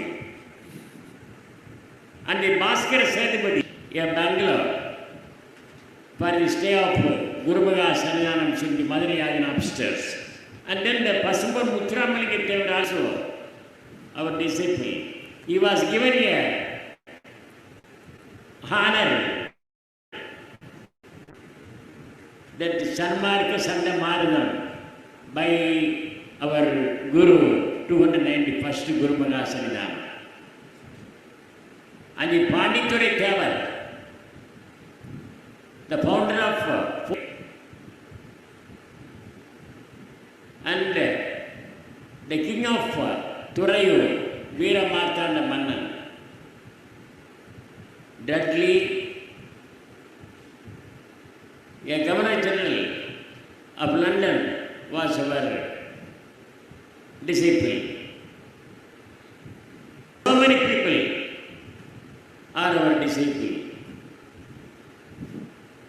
Not only that, the Mananamani Sundarana, the professor of a college, who came to our Adinam and wrote a book entitled as in that book he mentioned that Thiriñana Sambandha of Sirihari, Tanjavur district, is not only the founder of this mutt.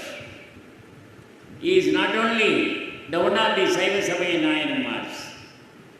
He is not only the popular leader of Tamil Nadu, but also the champion of social equality, who expelled the untouchability even in the 6th century. Therefore,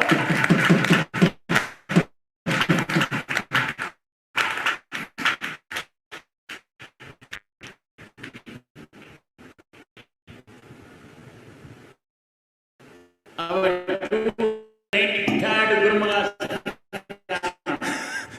Sri Nithyananda Paramashivam is also Thiriñana Sambandha.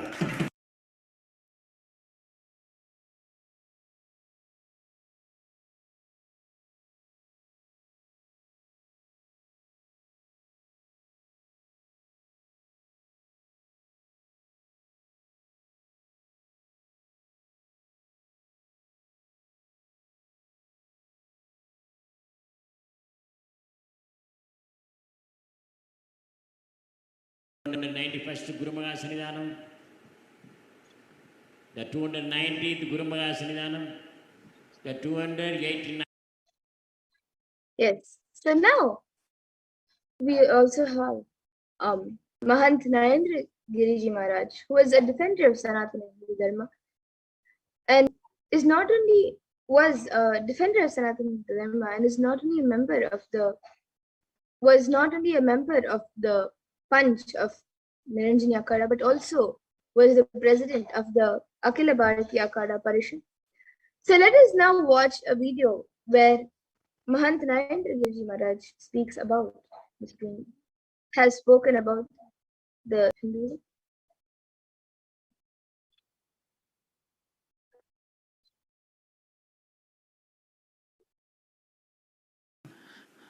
कि मैं 13 अखाड़ों का अध्यक्ष और तमाम ऐसी बात बताई। अब मुझे खुशी हो रही है कि मैं ऐसे महान संत के साथ आज इस कार्यक्रम में हूँ। See, Swamiji is saying that I am the head of the 13.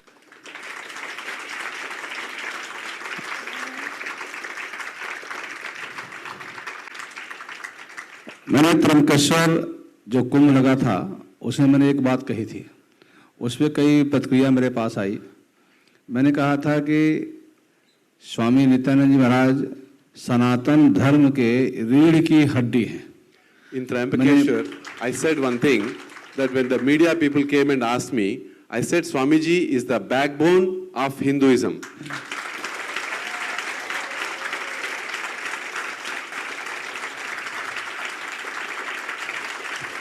कि आपने ये शब्द कैसे कह दिया? तो मैंने सबसे कहा कि अपने सनातन धर्म की रक्षा के लिए, सनातन धर्म के लिए भारत में नहीं अभी तो पूरे विश्व में उसका प्रचार प्रसार कर रहे हैं। तो इसलिए मैंने कहा कि Swami ji So the people have asked, the media persons have said such a big word, how you are able to say that Swamiji is the backbone of Hinduism? Then I have explained that Swamiji has not only done the Hinduism here, but he has done it all over the world.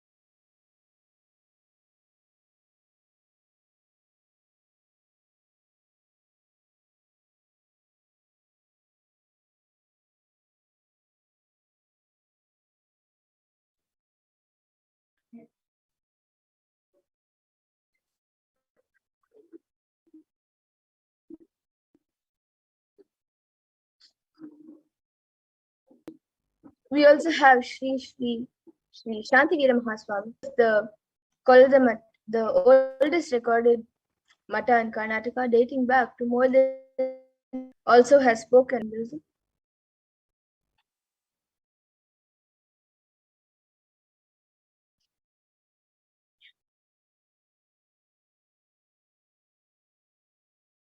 ईश्वर का रूप में नित्यानंद बैठा है और गिरी जी क्या है?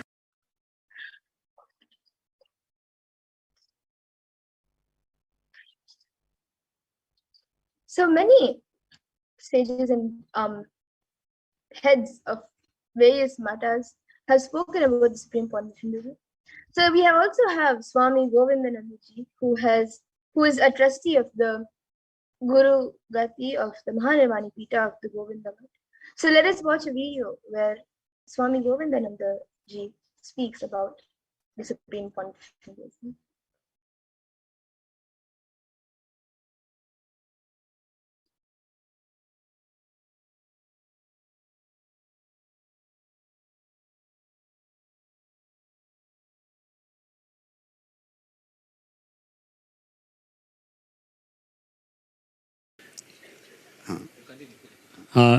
Swamiji is very grateful that he didn't know about the whole program.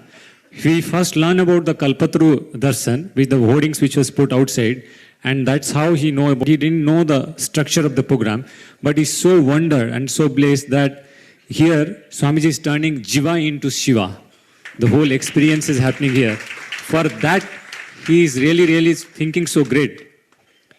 अभी जब मैं यहाँ आया तो महाराज श्री ने एक महोत्सव यहाँ किया, वह भगवती मीनाक्षी एवं सुंदरेश्वर महादेव का विवाहोत्सव महाराज श्री ने मनाया। उसको देख करके ऐसा लगा, उस समय में मुझे पता भी नहीं चला कि मैं काशी में हूँ, सूर्या होटल के प्रांगण में हूँ, सद्य कैलाश में बैठ करके ये आनंद ले रहा हूँ। The last marriage ceremony of Shiva and Parvati Meenakshi and Sundareshwara, Swamiji felt as if he is sitting in Kailasa and watching the marriage ceremony. हमें इस शिविर के माध्यम से पूज्य महाराज श्री ने को जागृत करने का और उस ऊर्जा को पूरे विश्व में प्रवाहित करने का जो संकल्प लिया है, इस संकल्प के लिए पूज्य महाराज श्री को बहुत बहुत धन्यवाद देता हूँ। हमें एक चीज, Swamiji is thanking that for that he is offering his greetings, his gratitude. एक दैवी घटना है कि जितने आचार्य हमारे अवतरित हुए, चाहे वो शंकराचार्य जी हों, रामानुजाचार्य जी हों, मध्वाचार्य जी हों, ये सब दक्षिण भारत में अवतरित हुए और उनका कार्य उत्तर भारत में हुआ। अवतार भगवान का सब उत्तर भारत में हुआ और दक्षिण में जाकर के उन्होंने कार्य किया। तो मैं पूज्य महाराज श्री को भी उन्हीं सहभागम के आचार्य के रूप में महाराज श्री के चरणों को प्रणाम। All the acharyas who have born in the South India, like Shankaracharya, Madhavacharya, Ramanujacharya, and they spread the knowledge in the northern India. And Swamiji, he is seeing himself as in the same stature of Shankaracharya, and the impartation of knowledge is happening in this very land of Kasi. Adi Shankaracharya. शिवोहम, सच्चिदानंदोहम, Shoham, यह हमारे जीवन का उद्देश्य है। महाराज श्री ने अभी एक नाम लिया, आत्मलिंग के रूप में प्रतिष्ठित हुआ परमात्मा। हमारे दयानंद जी ने कहा, जैसे ही कहा कि महाराज श्री की मुस्कुराहट ऐसे बिखरती है जैसे भगवान कृष्ण का जो है परिहास हो रहा हो, हास हो रहा हो। हमें तो ऐसा नहीं दिखा, हमें तो ऐसा दिखा सच्चिदानंद घन परमात्मा शिवलिंग के रूप में प्रतिष्ठित अपने आनंद स्वरूप को बिखेरता है। पूज्य महाराज श्री के मुख मंडल तप्रोत होकर के जीव आनंदित हो उठता है। यह वैशिष्ट है, द फिगर ऑफ हार्ट। चेहरा जो है वह हृदय का प्रतिबिंब है, जो अंदर होता है वही बाहर दिखता है। यही महापुरुष की विशेषता है। मैं इनके लिए भी महाराज श्री को, इस सौभाग्य के लिए महाराज श्री को धन्यवाद देता हूं कि हम लोग इसमें आकर के सम्मिलित हुए। When Dayanand Shastri ji told, when Swamiji smiles, it looks like the smile of Krishna. But I don't see that. I see that when Swamiji smiles, is Paramatma himself realized and blessed and offering the smile. And I am really feeling blessed that we have been come here, we have been the part of the program, and I am offering my gratitude to him. मैं आगम शास्त्र के एक श्लोक को उद्धृत करता हूँ। उसमें गुरु शिष्य पदै स्थित्वा कहा, गुरु शिष्य पदै स्थित्वा स्वयं शाश्वरः प्रश्नोत्तर पदैर्वाक्यम तंत्रम संवतारयेत। कहा गुरु और शिष्य की जो प्रतिष्ठा है वह क्या है? वह शिव रूप में, स्वयं शिव ही जो है गुरु शिष्य के रूप में प्रतिष्ठा है। आप देखो रामकृष्ण परमहंस जी को सब जगह काली दिखाई पड़ता है। मैं यहाँ आया तो केवल आपके गुरु, श्रोता भी गुरु महाराज जी सामने बैठे हैं, वक्ता भी गुरु महाराज सामने बैठे हैं, चारों तरफ गुरु से सुरक्षित आपका जीवन है। इससे बड़ा सौभाग्य हमारा क्या हो सकता है? In the Agama Shastra there has been a quote that Guru and Shishya both will be realizing and both are Shiva. And here, when he is here, he is not only Shiva himself teaching, but also he is seeing Shiva in the form. उपनिषद जो हमारे सदग्रंथ हैं, वेद का अंश है, उसमें एक जगह आया है जो हमारे आवृत चक्षु हैं, जो हमारे परांच खानी व्यतिरत समय स्वयंभू तस्मात् परांग पश्यति नान्तरात्मना कश्चित धीराः प्रत्यगामान वेक्षतु अमृतस्य मिक्षण। कहा आंख बंद करके अमृत की इच्छा करने वाला कोई धीर महापुरुष के स्वरूप में प्रतिष्ठित कर देना, ये सामान्य व्यक्तित्व का लक्ष्य, सामान्य बात नहीं होती है। आज मैंने अपने आंखों से देखा कि आंख पर पट्टी बांध करके ये जो है कि हमारे हृदय में आत्मलिंग के प्रतिष्ठ परमात्मा सदाशिव के रूप में हम बड़ी आसानी से गुरु की उदार दृष्टि जीवन, who can just realize closing his eyes and still can see from his third eye the person who can do this is not a common man. He's only an incarnation who can do this. And I'm really glad to see that it has happened here. And it is the proof that Swamiji is an incarnation. हम लोग बहुत प्रसन्न हुए हैं। आप लोगों का जीवन धन्य है। आपकी धन्यता में कहीं जब गुरु अपने शिष्य को स्वीकार करता है तो गुरु को अपने गोद में बैठाता है।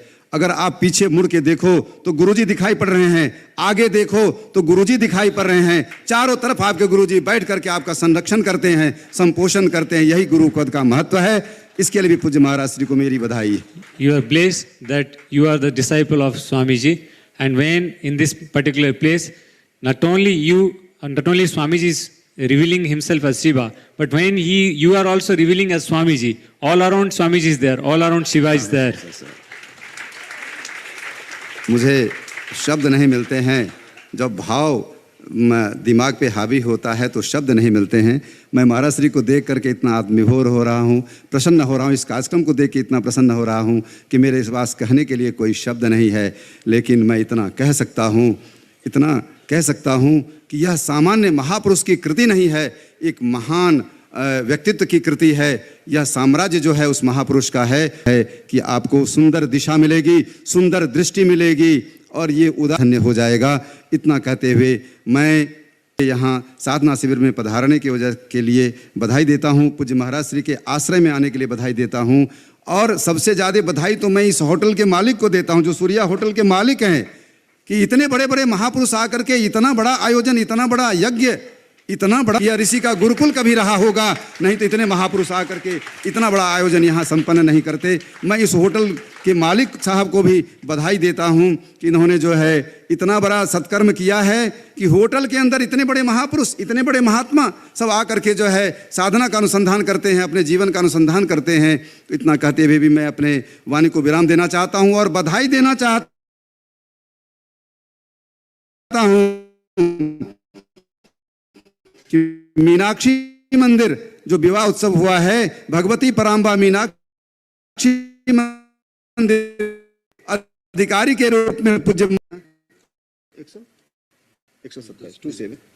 293 इतनी लंबी परंपरा, इतनी गौरवमयी परंपरा में पूज्य महाराज श्री को एक एडमिनिस्ट्रेटर के रूप में अधिकार प्राप्त हुआ है। इसके लिए पूज्य महाराज जी को बधाई देता हूँ। हम लोगों के लिए बड़ा आसान हो गया कि मीनाक्षी मंदिर आएंगे तो पूज्य महाराज श्री के दर्शन। I am really feeling short of words. Today is the only day I am not having words. What should I say?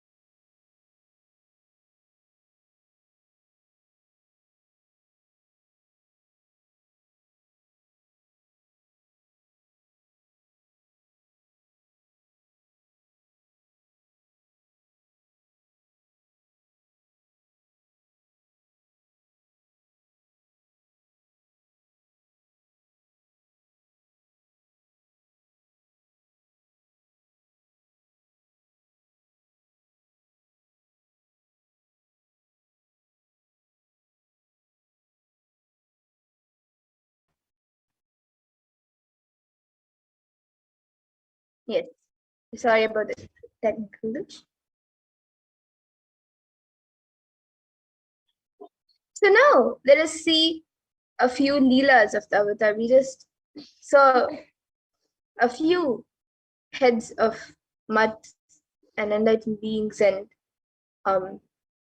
spiritual heads speak about the supreme point of Hinduism.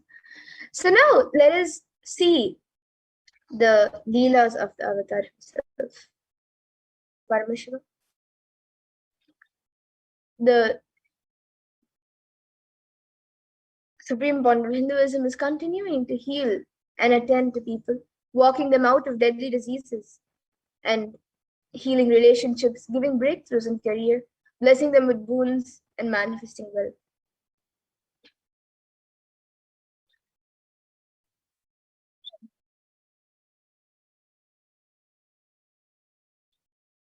So now let us watch a video where a small testimonial where the disciples of Supreme Point of Hinduism share about the Nithyananda spiritual healing.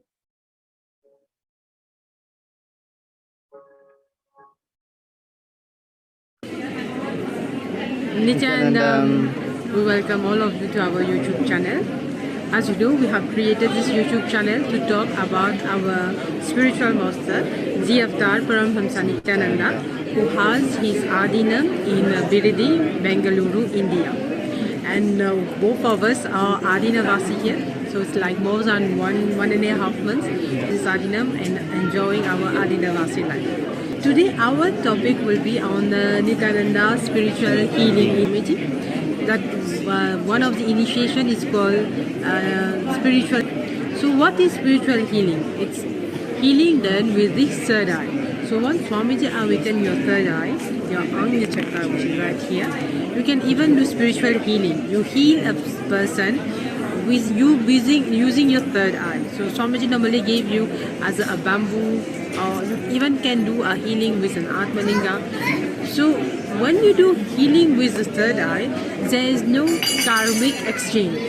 Because there are other type of healing like Reiki, like pranic healing and all, where suppose someone is having a pain in the leg and you are doing the healing during the day, and at night you start feeling the same pain at the same place in your leg.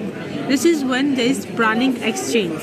But healing, spiritual healing with the third eye of Sadashiva, it's only give benefits. There's no side effect. So even the person in front of you is being healed with pain he has, he get relief from the pain, and there's lots of completion, fulfillment happens to yourself. So you will be in the space of where you feel the energy of Sadashiva flows through you. So you also, whatever you have a mood swing,